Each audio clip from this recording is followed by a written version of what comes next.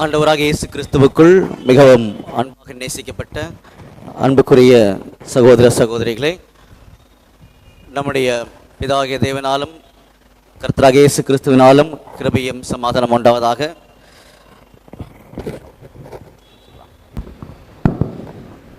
விசேஷ விதமாக எங்களுடைய அழைப்பினை ஏற்று வந்திருக்கக்கூடிய உங்கள் அனைவருக்கும் நாங்கள் சார்ந்திருக்கக்கூடிய இந்த ஒரு ஷெப்பர்ட்ஸ் லேம்ப் மினிஸ்ட்ரியின் சார்பாக மறுபடியுமாக அன்பையும் வாழ்த்தலையும் தெரிவித்துக் கொள்கின்றோம்.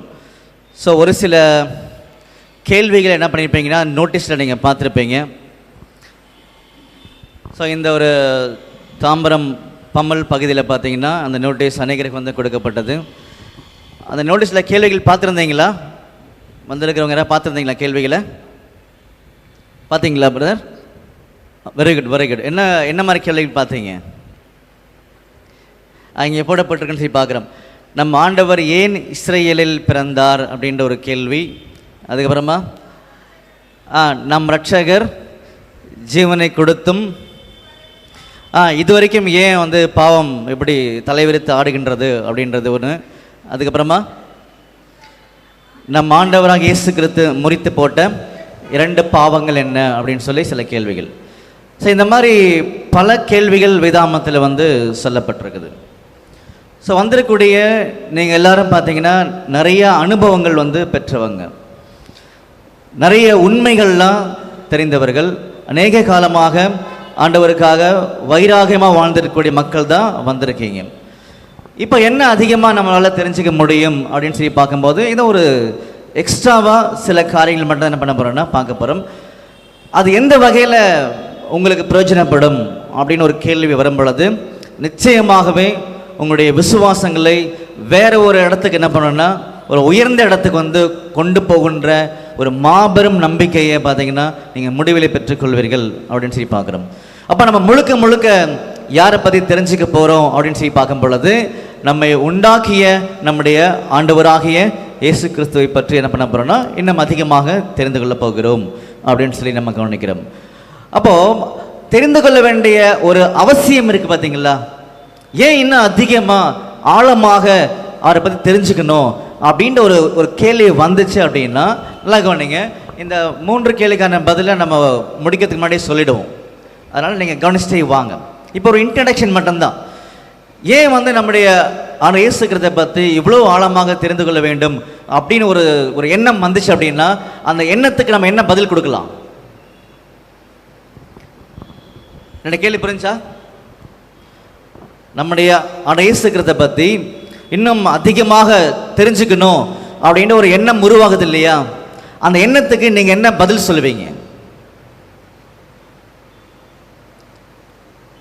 சரி, ஓகே. பதில் உங்களுக்கு தெரிஞ்சிருந்தா கூட ஒருவேளை அங்கே சொல்கிறதுக்கு சிரமமாக இருக்கலாம். சரிங்களா? ஓகே. நம்ம என்ன பண்ணலான்னா ஒரு சில வசனங்களை வந்து கண்ணுக்கு முன்னாடி கொண்டு வரலாம். இப்படி கொண்டு வரும் பொழுது அந்த வசனத்தினுடைய வந்து ஒரு வழி நடத்துதல் எப்படி இருக்குன்னு சொல்லி என்ன பண்ணலான்னா கவனிக்கலாம். ஏன்னா வசனத்துக்குள்ளாக அந்த வசனத்தை நமக்கு புரிய வைக்கக்கூடிய ஒரு பெரிய ஆச்சரியமான ஒரு காரியம் தான் தேவனுடைய வல்லமை. அப்போ தேவனுடைய வல்லமையின் மூலமாக அந்த வசனங்களை என்ன பண்ண முடியும்னா எளிதாக புரிந்து கொள்ள முடியும் அப்படின்னு சொல்லி நம்ம கவனிக்கிறோம். பாருங்க, பிலிப்பியர்ல 3ஆம் அதிகாரம் 8ஆம் வசனம் படிக்கலாம். பிலிப்பியர் 3ஆம் அதிகாரம் 8ஆம் வசனம். அது மாத்திரமல்ல, என் கர்த்தராகிய கிறிஸ்து இயேசுவை அறிகிற அறிவின் மேன்மைக்காக எல்லாவற்றையும் நஷ்டம் என்று எண்ணிக்கொண்டிருக்கிறேன். பார்த்தீங்களா? இதை யார் சொல்கிறாங்கன்றது ரொம்ப முக்கியமான ஒரு கொஸ்டின். இதை யார் சொல்கிறாங்கன்னு சொல்லி கவனிக்கும் பொழுது அன்றைக்கு அந்த கால பகுதியில் அந்த சொசைட்டியில் சமுதாயத்தில் இருந்த நல்ல ஒரு அறிவுத்திறன் படைத்தவர் அப்போஸ்தலனாகிய பவுல் அவர்கள். நிறைய செல்வாக்கு உடையவர் அப்போஸ்தலனாகிய பவுல் அவர்கள். அதிகமான அதிகாரங்கள் கூட பழகினவர் அப்போஸ்தலனாகிய பவுல் அவர்கள். இப்படி பல அடையாளங்கள் அப்போஸ்தலனாகிய பவுலுக்கு வந்து இருக்குது. அப்போ அதனால தான் அவரை பயன்படுத்தினார் ஆண்டவருடைய திட்டத்தில். என்ன சொன்னார்னா, அவரை அறிகின்ற அறிவின் மேன்மைக்காக எல்லாவற்றையும் நான் நஷ்டம் என்று எண்ணுகிறேன், பின்னாடி படிக்கும்போது குப்பையா நான் விட்டுருவேன் அப்படின்னு கூட சொல்கிறேன். உண்மைகளுடைய ஆழங்கள் ரொம்ப ரொம்ப பெருசு. உதாரணத்துக்கு பாருங்க, எபேசியர் 3ஆம் அதிகாரம் 8ஆம் வசனம் படிக்கலாம். எபேசியர் 3ஆம் அதிகாரம் 8ஆம் வசனம், பரிசுத்தவான்கள் எல்லாரிலும் சிறியவனாகிய நான் கிறிஸ்து. பாத்தீங்களா, கிறிஸ்துவனுடைய அளவற்ற ஐஸ்வர்யத்தை அப்படின்னு சொல்றார். அதுதான் புறஜாதிகள் கிட்ட சுவிசேஷமாக அறிவிக்கணும் கூட பாத்தீங்கன்னா அங்க சொல்றாருன்னு சொல்லி நம்ம கவனிக்கிறோம். அப்போ நம்முடைய ஆண்டவராக இயேசு கிறிஸ்துவை பற்றின அந்த காரியங்கள் பார்த்தீங்கன்னா அளவற்ற ஐஸ்வர்யங்கள் உள்ள இருக்குது அப்படின்னு கூட பார்த்தீங்கன்னா அங்கே மிக தெளிவாக சொல்றாரு. அதனால தான் அப்போஸ்தலனாகிய பவுல் அவர் ஒரு தெளிவான ஒரு முடிவை வாழ்க்கையில் எடுத்தாராம். நல்ல கவனிங்க. அதனால தான் அப்போஸ்தலனாகிய பவுல் அவர்கள் ஒரு மிக மிக தெளிவான ஒரு உறுதியான முடிவை வாழ்க்கையில் எடுத்தார். என்ன முடிவு எடுத்தார் வாழ்க்கையில் அப்படின்னு சொல்லி பார்க்கும்போது பாருங்க, 1 கொரிந்தியர் 2ஆம் அதிகாரம் 1ஆம் வசனம் படிக்கலாம். 1 கொரிந்தியர் 2ஆம் அதிகாரம் 1ஆம் வசனம் முதல், சகோதரரே, நான் உங்களிடத்தில் வந்தபோது தேவனை பற்றிய சாட்சியை சிறந்த வசனிப்போடலாவது ஞானத்தோடலாவது அறிவிக்கிறவனாக வரவில்லை. இயேசு கிறிஸ்துவை சிலுவையில் அறையப்பட்ட அவரையே அன்றி வேற ஒன்றையும் உங்களுக்குள்ளே அறியாதிருக்க தீர்மானித்திருந்தேன். பார்த்தீங்களா, ஒரு மிக தெளிவான ஒரு டிட்டர்மினேஷன், ஒரு உறுதி அவர் மனசில் இருக்குது. இயேசு கிறிஸ்துவை சிலுவையில் அறையப்பட்ட அவரே அன்றி வேற யாரை குறித்து என்ன பண்ண மாட்டேன், நான் பேசவே மாட்டேன் அப்படின்னு ஒரு ஸ்ட்ராங்கஸ்ட் டெசிஷன்ல பார்த்தீங்கன்னா ரொம்ப உறுதியா இருக்கார். ஏன் அப்படின்னா அவரால் மட்டுமே ரட்சிப்பு, அவரால் மட்டுமே மீட்பு. இதெல்லாம் நல்ல வசனங்கள் தெரியும். உதாரணத்துக்கு 1 கொரிந்தியர் 1ஆம் அதிகாரம் 31ஆம் வசனம் படிக்கலாம். 1 கொரிந்தியர் 1ஆம் அதிகாரம் 31ஆம் வசனம், அவரே தேவனால் நமக்கு ஞானமும். பாத்தீங்களா, அவரே தேவனால் நமக்கு ஞானமும் யார் மூலமா மட்டும்தான் கிடைக்கிற மாதிரி வேதம் சொல்லுது. யார் மூலமா மட்டும்தான் கிடைக்கிற மாதிரி வேதம் சொல்லுது? நம்முடைய ஆண்டவராகிய இயேசு கிறிஸ்து. பாத்தீங்களா, அப்போ இவ்வளோ பெரிய ஒரு காரியங்கள் வேதாந்தத்தில் காமிக்கப்பட்டிருக்குன்னு சொல்லி பார்க்கும்போது இதெல்லாம் ஏன் அப்படின்னு தான் கேள்வி. அவரை பற்றின ஆழங்கள் தான் வேதத்தில் நிறைய இருக்குது. அப்போ அவரை பற்றின உண்மைகள் தெரிஞ்சு இருந்தது அப்படின்னா இந்த உலகத்திலே மிகப்பெரிய ஞானவான்கள் அப்படின்னு யாரை சொல்லலாம்? யாரை சொல்லலாம்? நீங்க ஏன் சொல்லணும்? சொல்லுங்க பிரதர். நம்மள ஓகே, இந்த உலகத்திலே மிகப்பெரிய ஞானிகள் ஞானவான்கள் யாரு அப்படின்னு சொல்லி பார்க்கும்போது இப்போ நம்ம தான் அதுவா அப்படின்னு பார்க்கறதுக்கு நான் வரல. யாராக இருந்தாங்க அப்படின்னு சொல்லி பார்க்கும்போது யூதர்கள். கரெக்டா? யூதர்கள் இன்னைக்கு அவங்க தான் இருக்கிறாங்க. உலக பிரகாரமான ஞானிகள் அவங்க தான், பயங்கர பிரில்லியன்ட் அவங்க. அப்படிப்பட்ட ஞானிகளுக்கு ஞானவான்களுக்கு யாரை புரிந்து கொள்ள முடியல? நம்முடைய இயேசு கிறிஸ்துவை புரிந்து கொள்ள முடியவில்லை. 1 கொரிந்தியர் 2ஆம் அதிகாரம் 7ஆம் வசனம் படிங்க. 1 கொரிந்தியர் 2ஆம் அதிகாரம் 7ஆம் வசனம், உலக தோற்றத்திற்கு முன்னே தேவன் நம்முடைய மகிமைக்காக ஏற்படுத்தினதும் மறைக்கப்பட்டதுமாயிருந்த ரகசியமான தேவ ஞானத்தையே பேசுகிறோம். அதை இப்பிரபஞ்சத்தின் பிரபுக்களில் ஒருவனும் அறியவில்லை. அறிந்தார்களானால் மகிமையின் கர்த்தரை அவர்கள் சிலுவையில் அறைய மாட்டார்களே. பாத்தீங்களா, ஒருவேளை அவங்க இதெல்லாம் தெரிஞ்சு வச்சிருந்தாங்க அப்படின்னா மகிமையின் கர்த்தரை என்ன பண்ணிருக்க மாட்டாங்க அப்படின்னா சிலுவையில் நிச்சயமாக அரைஞ்சிருக்க மாட்டாங்க, கொண்டிருக்க மாட்டாங்க அப்படின்னு கூட பார்த்தீங்கன்னா அவர் சொல்லி காமிக்கிறாரு. அப்போ இன்னைக்கு நமக்கு எல்லாத்துக்கும் மேலாக நம்ம கையில் பார்த்தீங்கன்னா பரிசுத்த வேதாகமம் கையில் கொடுக்கப்பட்டிருக்குது. இந்த பரிசுத்த வேதாகமம் முழுக்க முழுக்க ஆதியாமத்திலிருந்து வெளிப்படுத்தின விசேஷம் வரைக்கும் யாரை பற்றி தான் பேசுது அப்படின்னு சொல்லி பார்த்தீங்க அப்படின்னா பாருங்க, யோவான் 20ஆம் அதிகாரம் 31ஆம் வசனம் படிங்க. யோவான் 20ஆம் அதிகாரம் 31ஆம் வசனம், இயேசு தேவனுடைய குமாரனாகி கிறிஸ்து என்று நீங்கள் விசுவாசிக்கும்படியாகவும் விசுவாசித்து அவருடைய நாமத்தினாலே நித்திய ஜீவனை அடையும்படியாகவும் இவைகள் எழுதப்பட்டிருக்கிறது. பாத்தீங்களா, அப்போ ஜெனசிஸ் டு ரெவலேஷன் வரைக்கும், ஆதியாமத்திலிருந்து வெளிப்படுத்தின விசேஷம் வரைக்கும் ஒவ்வொரு வசனத்துக்குள்ளேயும் யாரை பற்றி தான் உண்மைகள் மறைந்திருக்குன்னு சரி பார்த்தீங்க அப்படின்னா நம்மை உண்டாக்கின நம்முடைய ஆண்டவராகிய இயேசு கிறிஸ்து. இந்த வார்த்தையினுடைய உண்மை பொருள் இருக்கு பார்த்தீங்களா, அதை யார் சொல்லிக் கொடுப்பாங்கன்னு சொல்லி பார்த்தீங்கன்னா 1 யோவான் 2ஆம் அதிகாரம் 18ஆம் வசனம் படிங்க. 1 யோவான் 2ஆம் அதிகாரம் 18ஆம் வசனம், பிள்ளைகளே, இது கடைசி காலமாக இருக்கிறது, அந்தி கிறிஸ்து வருகிறான் என்று நீங்கள் கேள்விப்பட்டபடி இப்பொழுதும் அநேக அந்தி கிறிஸ்துகள் இருக்கிறார்கள், அதனாலே இது கடைசி காலம் என்று அறிகிறோம். குழந்தைங்களை தயவு செய்து பின்னாடி கொஞ்சம் உட்கார வச்சிங்கன்னா கொஞ்சம் ஈஸியாக புரிய ஆரம்பிக்கும். டிஸ்டர்பன்ஸ் நம்மளால தான் வருது. இங்கே மறுபடியும் படிங்க.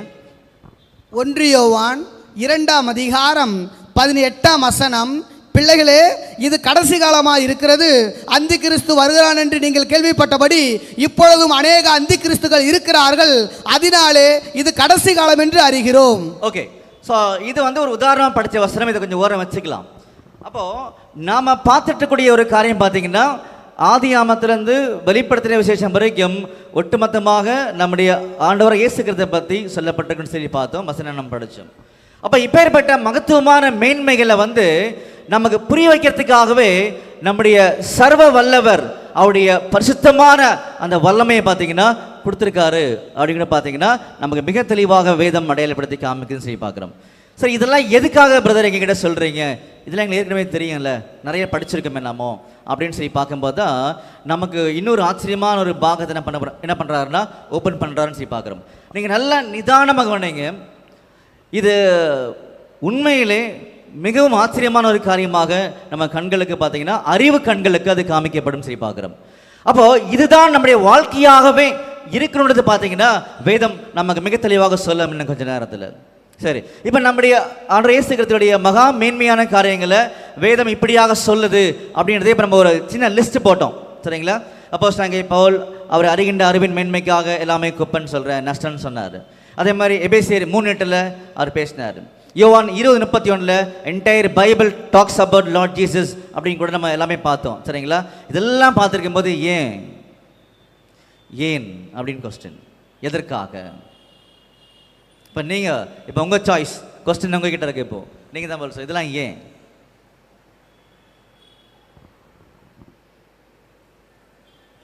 வந்திருக்கக்கூடிய ஆண்டோடைய பிள்ளைகள் நீங்கள் சொல்லலாம், காட்ஸ் பீப்புள் நீங்கள் சொல்லலாம். நம்முடைய ஆண்டவரை பற்றின மகா மேன்மைகள் இருக்குது, அது கிளியர் ஆயிடுச்சு இல்லையா? இருக்குது. சரி, ஏன் அப்படின்னு சொல்லி பார்க்கும்போது உங்களுக்கு வேதத்திலிருந்து இப்போ பதில் உங்ககிட்ட வரப்போகுது. அந்த பதில் வரும் பொழுது அந்த பதிலில் உங்களுக்கு 100% உடன்பாடு வரும். அதில் அட்லீஸ்ட் ஒரு 0.% வராட்டி கூட நீங்கள் ஹேண்ட் ரைஸ் பண்ணலாம். இல்லை, ஐ வில் நாட் அக்செப்ட், எனக்கு அதை ஒத்துக்க முடியாதுன்னு நீங்கள் சொல்லலாம். அந்த அளவுக்கு மிக மிக ஆச்சரியமான உண்மைகளை பார்த்தீங்கன்னா வரப்போகுதுன்னு சொல்லி பார்க்குறோம். சரி, என்ன வரப்போகுது அந்த மாதிரி ஆச்சரியமான உண்மைகள்? உங்களுக்கு கேள்வி புரிஞ்சு இல்லை? நம்முடைய ஆண்டரை பற்றின மகா மேன்மைகள் காமிக்கப்பட்டிருக்குது, இதெல்லாம் ஏன் அப்படின்னு தான் கொஸ்டின் வந்திருக்கு இப்போ. ஓகே, சரி, ஏன்னு சொல்லி பார்க்கும் பொழுது என்ன, நமக்கு இந்த பூமியில் பார்த்தீங்கன்னா ஒரு காலிங், ஒரு அழைப்பு கொடுக்கப்பட்டிருக்குது. சரிங்களா? அது என்ன அழைப்பு, அது எவ்வளவு உயர வேண்டிய அழைப்பு அப்படின்றது இப்போ புரிய ஆரம்பிக்கும். அப்படி புரிய ஆரம்பிக்கும் போது நம்முடைய ஆண்டோடைய உயர்ந்த நிலைமையை நமக்கு காமிச்சதுக்கான காரணமும் புரிய ஆரம்பிச்சிடும். உங்களுக்கு புரிஞ்சுங்களா உங்களுக்கு இப்போ? ஓகே, அப்போ நம்முடைய அழைப்பு என்னது? அது ஒரு அடுத்த கொஸ்டின் ரைஸ் ஆயிடுச்சு. இப்போ நமக்கு நான் பேசுகிற ஸ்பீடு ஓகேவா? உங்களுக்கு புரியுதுங்களா சிஸ்டர்? உங்களுக்கு புரியுதா இல்லையா? இன்னும் ஸ்லோவாக போகணுமா? ஓகே பிரதர், உங்களுக்கு ஓகே, வெரி குட். அப்போ நம்முடைய ஆண்டவராக இயேசு கிறிஸ்துவை பற்றின மகா மேன்மைகள் காமிக்கப்பட்டிருக்குது. அநேக வசனங்களை படித்தோம். ஏன் இவ்வளோ மேன்மைகளை காமிச்சிருக்கான்றதுக்கு ஒரு அடிப்படையான ஒரு பதில் இருக்குது. அதுக்கு மேலே நிறைய பதில் இருக்குது. அது ஒன்று. அந்த காரணத்தை கண்டுபிடிக்கணும் அப்படின்னா நம்முடைய அழைப்பு, ஒரு கிறிஸ்தவ அழைப்பு இருக்கு இல்லையா, ஒரு காலிங் இருக்கு இல்லையா, அது என்ன மாதிரி அழைப்பு அப்படின்னு நமக்கு தெரியணும்னு சொல்ல வந்தேன். அது என்ன மாதிரி அழைப்பு, அந்த பதில் தான் நீங்கள் ட்ரேஸ் அவுட் பண்ணணும், கண்டுபிடிக்கணும். இப்போ சரி, நம்ம பார்க்கலாம் அந்த பதில். நம்முடைய அழைப்பு என்னன்னு சொல்லி பார்க்கும்போது பாருங்கள், 2 வசனங்கள் உங்கள் கண்ணுக்கு முன்னாடி வரப்போது இப்போ. சரிங்களா? தயவு செய்து நிதானமாக அந்த வசனத்தை நீங்கள் செவிகளில் வாங்கிட்டு உங்களுடைய கருத்துக்களை என்ன பண்ணலான்னா நீங்கள் ஷேர் பண்ணலாம். ஓகே சார், இப்போ உங்களுக்கு புரிஞ்சிருக்குன்னு நினைக்கிறேன். படிக்கலாமா? பாருங்க, ரோமர் 8ஆம் அதிகாரம் 29ஆம் வசனம் படிங்க. ரோமர் 8ஆம் அதிகாரம் 29ஆம் வசனம். தம்முடைய குமாரன் அநேக சகோதரருக்குள்ளே முதற் பேரானவராய் இருக்கும் பொருட்டு தேவன் எவர்களை முன்னறிந்தாரோ அவர்களை தமது குமாரனுடைய சாயலுக்கு ஒப்பாய் இருப்பதற்கு முன் குறித்திருக்கிறார். பார்த்தீங்களா? தேவன் யார் யாரையெல்லாம் முன் குறித்திருக்கிறாரோ அப்படி முன் குறிக்கப்பட்ட எல்லாருமே யார் மாதிரி மாறணுமா? யார் மாதிரி மாறணுமா? அவருடைய குமாரன் நம்முடைய ஆண்டவராக இயேசு கிறிஸ்து மாதிரி மாறணும். அதுக்கு தான் முன்குறிக்கப்பட்டிருக்கோன்னு சொல்லி இங்கே சொல்கிறார். சரிங்களா? ஒருவேளை முன்குறிக்கப்பட்ட நான் நீங்கள் இந்த பூமியில் பிறந்துட்டோம் அப்படின்னா நம்ம யார் மாதிரி மாறணும்? அவர் மாதிரி மாறணும். கரெக்டா? கிளியர் ஆசனம் படிக்கலாமா? கலாத்தியர் 4:19 படிங்க. கலாத்தியர் 4ஆம் அதிகாரம் 19ஆம் வசனம். என் சிறு பிள்ளைகளே, கிறிஸ்து உங்களிடத்தில் உருவாகும் அளவும் உங்களுக்காக மறுபடியும் கற்ப வேதனைப்படுகிறேன். பார்த்தீங்களா? என் சிறு பிள்ளைகளே, கிறிஸ்து உங்களில் உருவாகும் அளவும். அப்ப நமக்குள்ள யார் உருவாகணும்? கிறிஸ்து உருவாகணும். அப்ப நம்ம யார் மாதிரி மாற போறோம்? அவ்வளவுதான். இதுதான் நம்ம அழைப்பு. இதுதான் கிறிஸ்டியன் காலிங். கிறிஸ்தவ அழைப்புனாவே இதுதான். வேற எந்த அழைப்புமே நமக்கு வேதாமத்தில் கொடுக்கப்படலை. அதுக்கு தான் நம்ம கிறிஸ்தவர்களாகவே வாழ்ந்துட்டு இருக்கிறோம். எதுக்காக நான் கிறிஸ்டியனா இருக்கிறேன் அப்படின்னு சொல்லி பார்த்தீங்கன்னா, நான் என்னை உண்டாக்கினவர் அவருடைய சாயலுக்கு ஒப்பாக என்ன பண்ண போறேன்னா மாறப்போகிறேன். அதுதான் அழைப்புன்னு சொல்லி காமிக்கிறார். அப்படின்னா நான் யாரை பற்றி தெரிஞ்சுக்கணும்?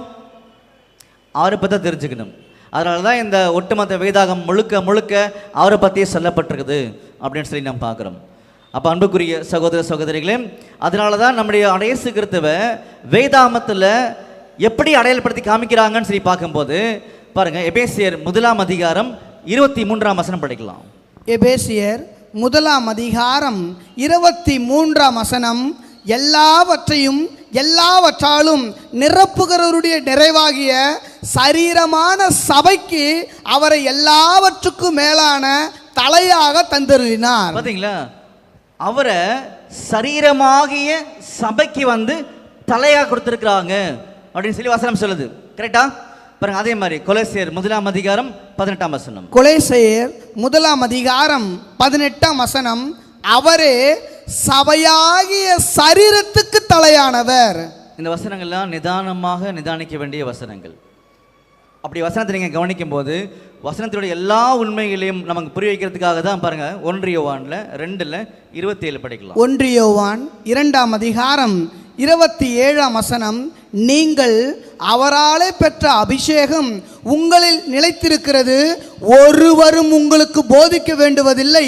அந்த அபிஷேகம் சகலத்தையும் குறித்து உங்களுக்கு போதிக்கிறது. அப்போ தேவனுடைய வல்லமையாகிய அந்த அபிஷேகத்தின் மூலமாக எல்லா வசனத்திலையும் இருக்கக்கூடிய உண்மைகளை புரிந்து கொள்ள முடியும்னு சொல்லி இங்கே சொல்லப்படுது. அப்போ இந்த பாடத்தை நல்லா கவனிச்சுட்டு வாங்க. நம்முடைய ஆண்டரை பற்றி முழுக்க காமிக்கப்பட்டது. முதல்ல ஏன் இவ்வளோ பெரிய விஷயங்களை வெளிப்படுத்துகிறாங்கன்னு சொல்லி பார்க்கும் பொழுது நம்முடைய அழைப்பு தான் காரணமாக இருந்துச்சு சொல்லி பார்த்தோம். நம்முடைய அழைப்பு என்ன? நாம் அவர் மாதிரி மாறுறதாம் அப்படின்னு சொல்லி பார்க்குறோம். நாம் அவர் மாதிரி மாறணும் அப்படின்னா நமக்கு யாரை பற்றி தெரியணும் அப்படின்னா அவரை பற்றி தான் தெரியணும். அப்போ அவர் எப்படியாக காமிக்கப்பட்டிருக்கிறார் அப்படின்னு சொல்லி பார்க்கும்போது, அவர் சபைனா இதான் சரீரம் தான் சபை. இந்த சபைக்கு யார் எப்படி இருக்காரு? தலையாக இருக்கிறாரு. அவர் தலை, நாமெல்லாம் சரீரம். அப்போ இந்த சரீரமாக மாறக்கூடிய வாழ்க்கைக்கு தான் இன்னைக்கு கிறிஸ்தவர்கள் அடையாளத்துக்குள்ளாக நம்ம எல்லாருமே வந்திருக்கும். இதை நோக்கி தான் நம்முடைய பயணங்கள் இருக்கணுமே தவிர வேறு எதை நோக்கியும் பயணங்கள் இல்லைன்றதை வேதம் மிக தெளிவாக சொல்லுது. அப்போ நாம் அவருடைய சரீரமாக அவயமாக என்ன பண்ண போகிறோம்னா மாறப்போகிறோம். இன்னும் 2 வசனங்கள் சாட்சி கொடுக்க முடியுமா அப்படின்னு கேட்டிங்கன்னா வேதம் மிக தெளிவாக நமக்கு காமிக்கும். 1 கொரிந்தியர் 12ஆம் அதிகாரம் 12ஆம் வசனம் 27ஆம் வசனம் படிங்க. 1 கொரிந்தியர் 12ஆம் அதிகாரம் 12ஆம் வசனம்.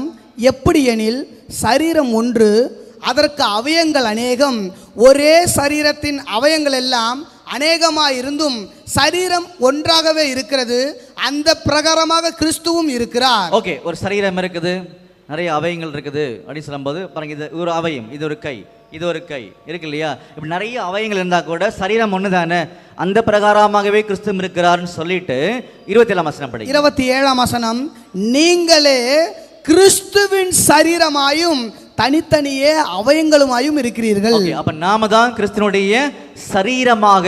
அப்ப அவர் யாரு? என் சரீரத்தை தனியா வச்சுட்டேன். இது ஒரு முழுமையான அமைப்பா? இது முழுமையான ஒரு ரூபமா? இது இல்ல. அப்போ தலையும் சரீரம் சேர்ந்தா முழுமையான ரூபம். புரிஞ்சுங்களா? இதுதான் திட்டம். நல்ல கவனிங்க, இதுதான் சர்வ வல்லருடைய ஒரு திட்டமாக காமிக்கப்பட்டிருக்கு வேதாமத்தில். பாருங்க, கலாத்தியர்ல 3ஆம் அதிகாரம் 16ஆம் வசனம் படிங்க. கலாத்தியர் 3ஆம் அதிகாரம் 16ஆம் வசனம், ஆபிரகாமுக்கும் அவனுடைய சந்ததிக்கும் வாக்குத்தத்தங்கள் பண்ணப்பட்டன. சந்ததிகளுக்கென்று அநேகரை குறித்து சொல்லாமல் உன் சந்ததிக்கென்று ஒருவனை குறித்து சொல்லியிருக்கிறார், அந்த சந்ததி கிறிஸ்துவே. ஓகே, அப்போ அந்த சந்ததி கிறிஸ்துவே. ஸோ இது கொஞ்சம் அட்வான்ஸாக இருக்கக்கூடிய உபதேசங்கள் வேதாமத்தில் காமிக்கப்பட்டிருக்கு. இருந்தாலுமே அடிப்படை என்னன்னு சொல்லி பார்க்க போது, நாம் அவருடைய சரீரத்தின் அவயங்களாக அழைக்கப்பட்டிருக்கோன்ற ஒரு முக்கியமான உண்மையை தான் ஆதிகால எல்லா அப்போஸ்தலருமே எல்லா விதமான மக்களுக்குமே அடிப்படையாக கொண்டு சேர்த்தாங்க. அப்போ அதே தான் இன்னைக்கு எங்களுடைய ஒரு நோக்கமும். நீங்கள் ஏன் மீட்டிங் போட்டிருக்கீங்கன்னு கேட்டிங்க அப்படின்னா, ஆண்டவர் நம்ம கொடுத்த மாபெரும் அழைப்பு என்னென்னா அவருடைய சரீரமாக மாறுவது. அப்போ நாமும் கிறிஸ்துவுக்குள்ள ஒரு அங்கமாக இருக்க போகிறோம் அப்படின்றதுக்காக தான் இந்த கூட்டங்களில் போடுறதுக்கான ஒரு தேவை வந்ததுன்றது கூட நீங்கள் கவனிக்கலாம்னு சொல்லி பார்க்குறோம். சரிங்களா? அப்போது நம்ம அவரை பற்றி தெரிஞ்சாதான் நம்ம யார் மாதிரி மாற முடியும்? அவர் மாதிரி மாற முடியும். அப்போ அவரை பற்றி தெரியறதுக்கு நமக்கு என்ன இருக்குது? எங்கே போய் தெரிஞ்சுக்கலாம்? எப்படி தெரிஞ்சுக்கலாம்? அவரை பற்றி நமக்கு தெரியணும் அப்படின்னா எங்கே போய் இன்னும் அதிகமாக தெரிஞ்சுக்கலாம்? உங்களுக்கு நிறைய தெரிஞ்சிருக்குது, நான் அதை பற்றி சொல்ல வரேன். இன்னும் அதிகமாக எப்படி தெரிஞ்சுக்கலாம் அப்படின்ற ஒரு கேள்வி. இப்போ உங்களுக்கு நல்லாவே தெரிஞ்சிருக்கோம், நான் ஏன் இன்னும் அதிகமாக தெரிஞ்சுக்கணும் அப்படிங்கிற ஒரு கேள்வி கேட்டிங்கன்னா உங்களுக்கே பதில் வந்துடும். என்ன பதில்? நான் அவர் மாதிரி மாற போகிறேங்க. அப்போ அவரை பற்றி எனக்கு தெரியணும். சிம்பிளாக முடிஞ்சிடுச்சு. பெரிய காம்ப்ளிகேஷன் இங்கே கிடையாது. நம்மக்கிட்ட வேதத்தில் தெளிவாக சொல்லிட்டார். அப்போ அதனால தான் அப்போஸ்தலனாகிய பவுல் சொன்னாங்க, நான் அவரை அறிகின்ற அறிவின் மேன்மைக்காக எல்லாத்தையும் நஷ்டம் விடுறேன், அவரை பற்றி எனக்கு தெரிஞ்சால் போதும் அப்படின்னு சொன்னார். அப்போ நம்ம லைஃப்லையும் அவரை பற்றி தெரிய வேண்டியது அதுதான் வாழ்க்கை. அவசியம் சொல்ல வரல, அதுதான் வாழ்க்கையே. அப்போ அந்த வாழ்க்கைக்காக தான் நாம் அழைக்கப்பட்டிருக்கிறோம். அப்போ எப்படி நான் அவரை பற்றி அதிகமாக தெரிஞ்சுக்கிறது? அவரை பற்றி நான் என்னெல்லாம் தெரிஞ்சுக்கணும் அப்படின்னு பார்க்கும்போது உதாரணமாக தான் இந்த 3 கேள்விகளை போட்டிருந்தோம். பாருங்கள், சில இடத்துல நான் பேசிட்டே போகும்போது ஒரு கேள்விக்கான பதில் நம்ம சொல்லாமல் ஜம்ப் ஆக இருப்போம் அடுத்த கேள்விக்காக. இப்போ ஒரு கேள்வி நான் விட்டு வச்சிருக்கிறேன். என்ன கேள்வி விட்டு வச்சிருக்கேன்னு சொல்லி பார்க்கும் பொழுது, அவரை பற்றி நான் தெரிஞ்சுக்கணும் கட்டாயமாக. எங்கே தெரிஞ்சுக்கிறது, எப்படி தெரிஞ்சுக்கிறது ஒரு கொஸ்டின் நிற்கிது அப்படியே. ஸோ அதை அப்படி நான் ஓரம் வச்சுருக்கேன். திருப்பி இன்னொரு கேள்விக்கு வந்திருக்கேன். அப்போ அவரை பற்றி தான் நான் தெரிஞ்சுக்கணும் அப்படின்னா அவரை பற்றி எல்லா காரியங்களும் என்னால் நிச்சயமாக தெரிஞ்சுக்க முடியுமா? அந்தளவுக்கு எனக்கு படிப்பறிவு கிடையாது அப்படின்னு கூட சொல்லுவாங்களே சில பேர். நல்லா கவனிங்க, நிச்சயமாக அவரை பற்றி தெரிஞ்சுக்கணுமான்னு ஒரு கேள்வி வச்சிருக்கேன் முன்னாடி. இப்போ தெரிஞ்சுக்கணுமா வேண்டாமா? தெரிஞ்சுக்கணுமா வேண்டாமா?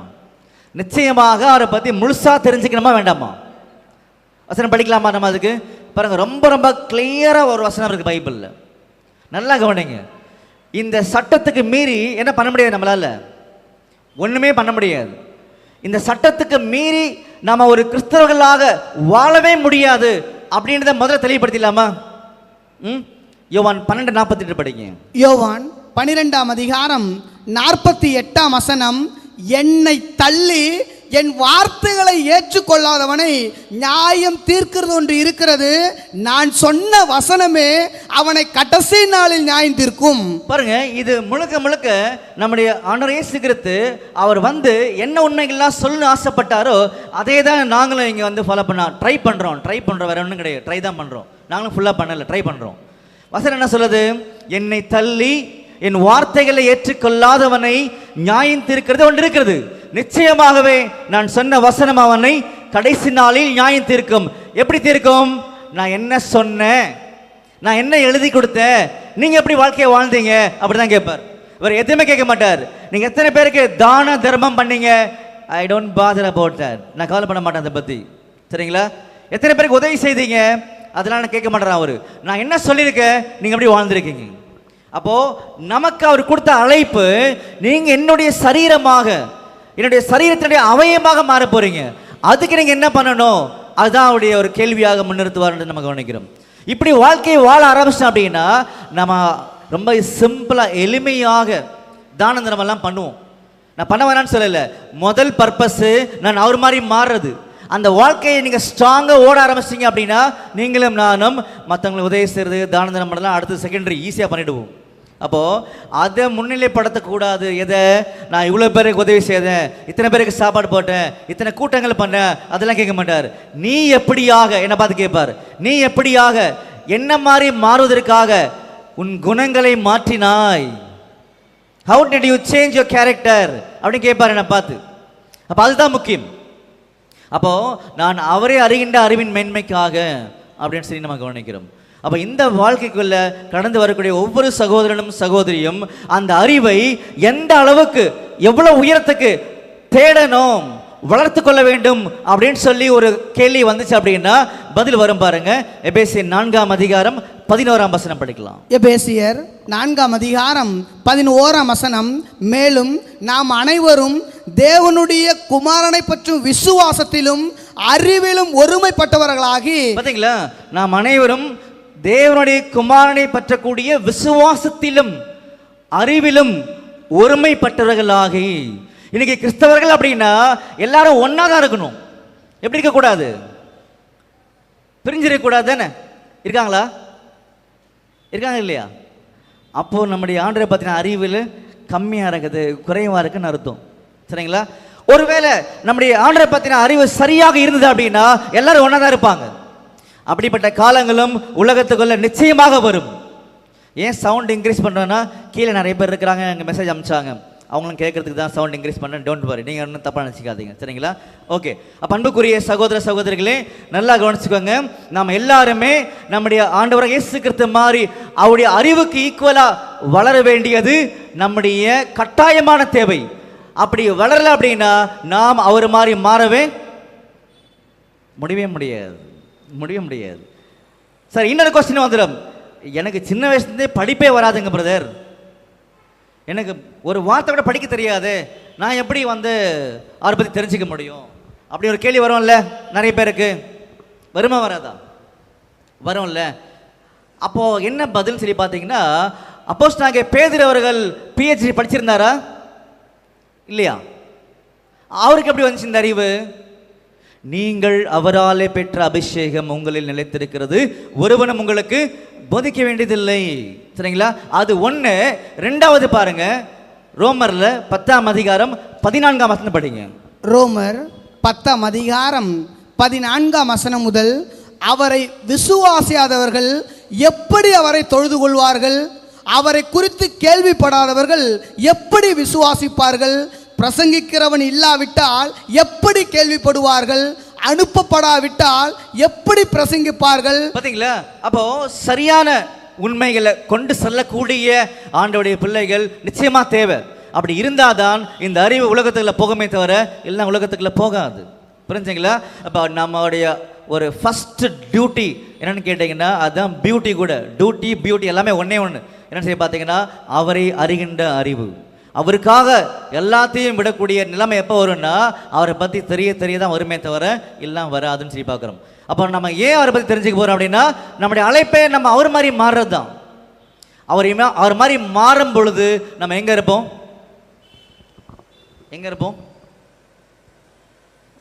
அவர் மாதிரி மாறும்போது நம்ம எங்கே இருப்போம்? பரலோகத்தில் இருப்போம். வெரி குட், சரியான பதில். சரிங்களா? அப்படி மாறினால் மட்டும்தான் அவரை நாம் முகமுகமாக தரிசிக்க முடியுமே தவிர இல்லைன்னா முடியவே முடியாது. அந்த மாதிரி தான் வசனம் சொல்லுதா சகோதரர்? அந்த மாதிரி தான் வசனம் சொல்லுதா சகோதரரே அப்படின்னு நீங்கள் கேட்டீங்க அப்படின்னா பாருங்க, 1 யோவான் 3ஆம் அதிகாரம் 2ஆம் வசனம் படிக்கலாம். 1 யோவான் 3ஆம் அதிகாரம் 2ஆம் வசனம், பிரியமானவர்களே, இப்பொழுது தேவனுடைய பிள்ளைகளாய் இருக்கிறோம், இனி எவ்விதமாய் இருப்போம் என்று இன்னும் வெளிப்படவில்லை. ஆகிலும் அவர் வெளிப்படும் போது அவர் இருக்கிற வண்ணமாகவே நாம் அவரை தரிசிப்பதினால். பாத்தீங்களா? அவர் இருக்கிற வண்ணமாகவே நாம் அவரை தரிசிப்பதினால். இப்ப அவர் எப்படி இருக்காரு? குளோரிஃபைடு கண்டிஷன், மகிமை அடைந்த நிலைமையில் இருக்கிற நம்முடைய ஆண்டவர். அந்த நிலைமைக்குள்ளாக நாம போனா மட்டும்தான் யாரை பார்க்க முடியும்? அவரை பார்க்க முடியும் அப்படின்னு சொல்லியிருக்காரு. புரிஞ்சுங்களா? அதனால தான் அவரை நாம் அறியக்கூடிய ஒரே இடம் எது மட்டும்தான்? இந்த வேதம் மட்டும்தான். அடுத்த கேள்விக்கான பதிலும் வந்துருச்சு. இந்த வேதம் மட்டும்தான் நாம் அவரை அறியக்கூடிய முக்கியமான ஒரு டூல். இதில் பலருக்கும் பல கேள்விகள் வரலாம். என்ன மாதிரி கேள்விகள் வரலான்னு சொல்லி பார்த்தீங்க அப்படின்னா, இந்த பைபிளை டிரான்ஸ்லேட் பண்ணதுலேயே நிறைய தவறுகள் இருக்குது பிரதர், அப்புறம் எப்படி நீங்கள் இதாக சொல்கிறீங்க அப்படின்னு கூட கேட்கலாம். சரிங்களா? டிரான்ஸ்லேட் பண்ணதில் தான் தவறு இருக்குது. இதை கொடுத்தவர் இருக்கார்ல ஒருத்தர், அவர்கிட்ட தவறுகள் இருக்கா? கொடுத்தது யாரு? ஆண்டவர் வசனம் தந்தார் அப்படின்னு பைபிள் இருக்குது. படிக்கலாமா? சங்கீதம் 68:11 படிங்க. சங்கீதம் 68 சங்கீதம் 11 வசனம், ஆண்டவர் வசனம் தந்தார். பாத்தீங்களா? ஆண்டவர் வசனம் தந்தார். புதிய ஏற்பாட்டிலே வசனம் இருக்குது. வேத வாக்கியங்கள் எல்லாம் தேவ ஆவியினால அருளப்பட்டிருக்கிறது இல்லையா? அப்போ கொடுத்தவர்கிட்ட எந்த மிஸ்டேக்கும் கிடையாது. இதை மொழி பெயர்த்தவங்கிட்ட மிஸ்டேக் இருக்குது. அப்படின்னா கொடுத்தவர் தான் நம்ம தெரிஞ்சுக்கணும். தெரிஞ்சுக்கும் போது மொழிபெயர்ப்பு ஒரு பெரிய தவறாகவே நமக்கு தெரியாது. அதை நாம் புரிந்து கொள்வோம். இல்லை இப்படி டிரான்ஸ்லேட் பண்ணது தப்பாக இருக்குது, புரிஞ்சிக்க முடியும்.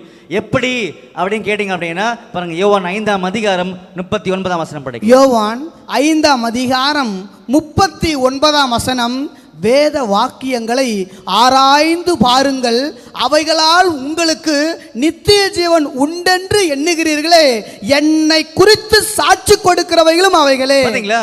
வேத வாக்கியங்களை ஆராய்ந்து பாருங்கள், ஸ்டடி தி ஸ்கிரிப்சர்ஸ் diligently அப்படின்னு போட்டிருப்பாங்க. ஆராய்ந்து பாருங்கள், அவைகளால் தான் உங்களுக்கு நித்திய ஜீவன். அன்புக்குரிய சகோதரர்களே, நிதானமாக வேணுங்க. வேத வாக்கியங்களை ஆராய்ந்து பாருங்கள், அவைகளால் மட்டும்தான் உங்களுக்கு நித்திய ஜீவன். என்னை குறித்து சாட்சி கொடுக்கிறவைகளும் அவைகளே.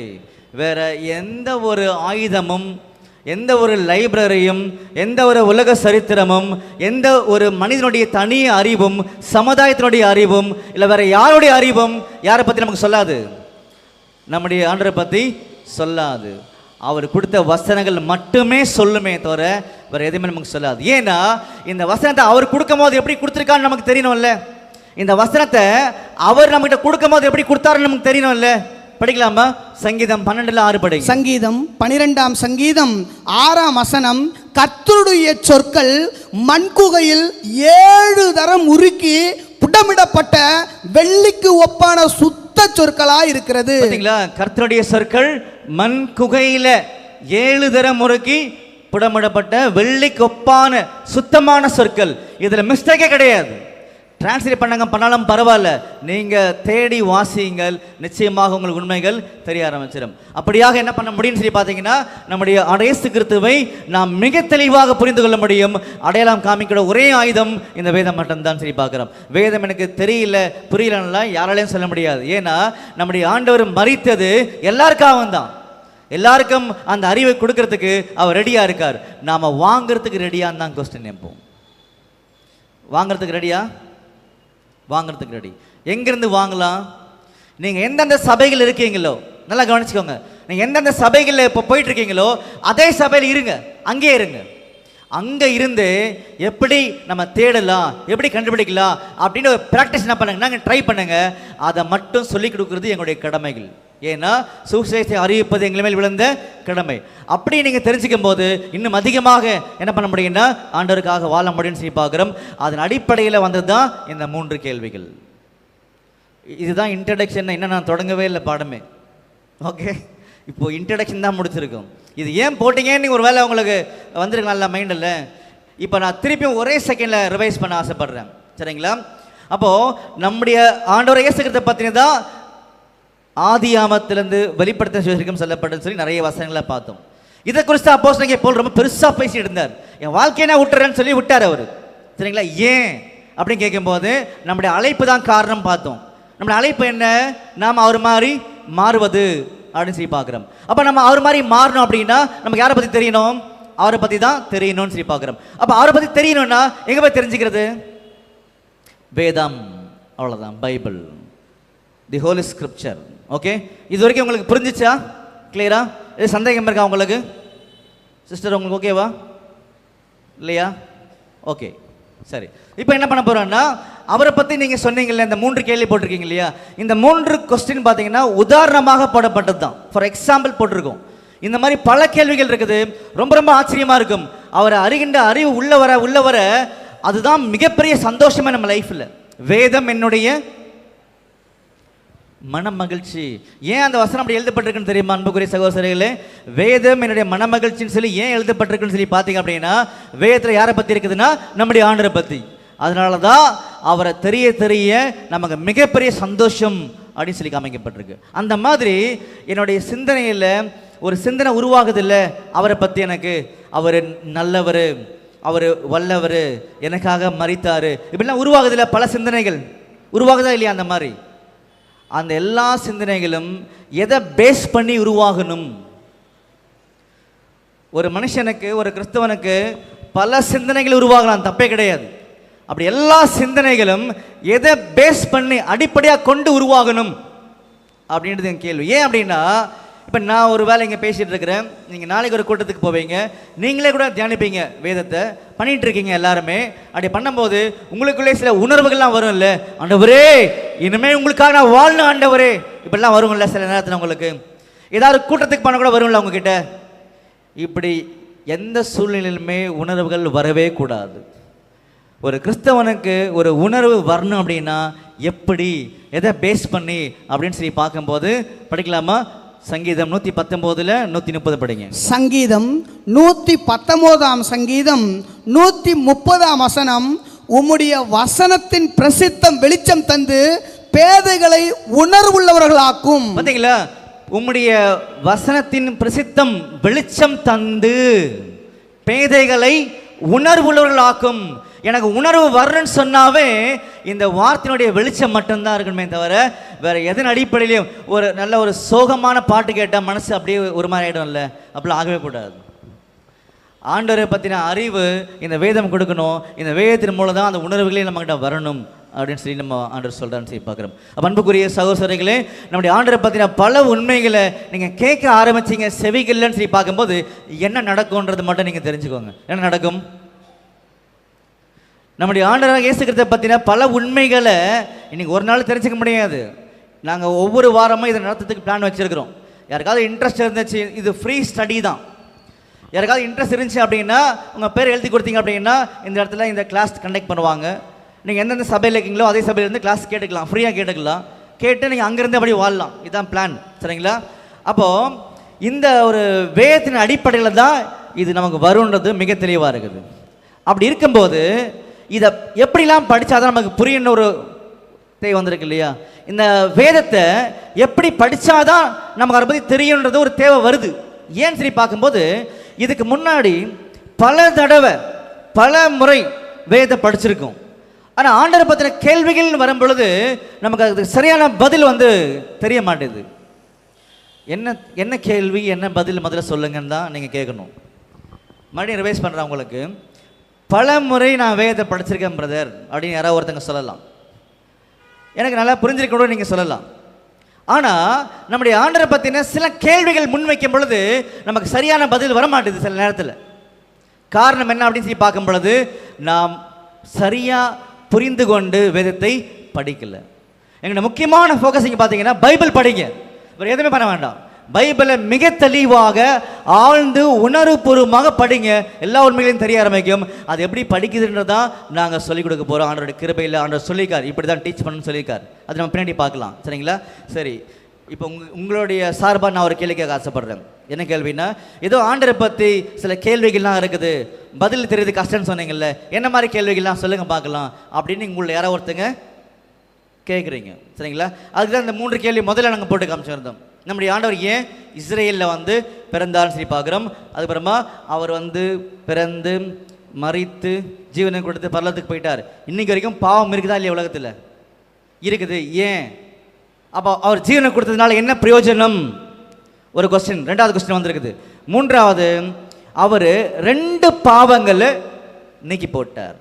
அது எது? இதுதான் கேள்வி. இப்போ இந்த கேள்விகளுக்கு நீங்கள் பதில் சொல்லலாம், இல்லைன்னா நாங்கள் கூட உங்களுக்கு ஷேர் பண்ணிக்கிறோம், ஒன்றும் பிரச்சனை இல்லை. என்ன பண்ணலாம்? இதை ட்ரை பண்ணுறீங்களா? முதல் கேள்விக்கு, நம்முடைய ஆண்டவர் ஏன் இஸ்ரேலில் பிறந்தார்? உங்களுக்கு புரியுற மாதிரி கேட்குறோன்னா, ஏன் அவர் தாம்பரத்தில் பிறக்கலை? அவ்வளோதான். ஏன் தாம்பரத்தில் பிறக்கலை? ஏன் இந்தியாவில் பிறக்கலை? ஏன் அமெரிக்காவில் பிறக்கலை? ஜெர்மனியில் பிறக்கலை? ஏன் இஸ்ரேலில் பிறந்தார் அப்படின்னு கேள்வி. சில பேர் என்ன பதில் சொல்கிறதுக்கு ட்ரை பண்ணுவாங்க அப்படின்னு சொல்லி பார்க்கும்போது, அது உலகத்தினுடைய நடு மையத்தில் இருக்குது இஸ்ரேல், அதனால தான் அங்கே பிறந்தார் கூட சொல்லுவாங்க. ஒருவேளை அந்த பதில் வேதத்தில் கிடையாது, அந்த பதில் பைபிளில் இல்லை. பைபிளில் இல்லைன்னா என்ன பண்ணக்கூடாது? நம்ம அதை என்ன பண்ணக்கூடாது? எடுத்துக்கவே கூடாது. சரிங்களா? அதுதான் பைபிள் சொல்லுது நமக்கு. ஓகே, அப்போ வேற என்ன பதில்?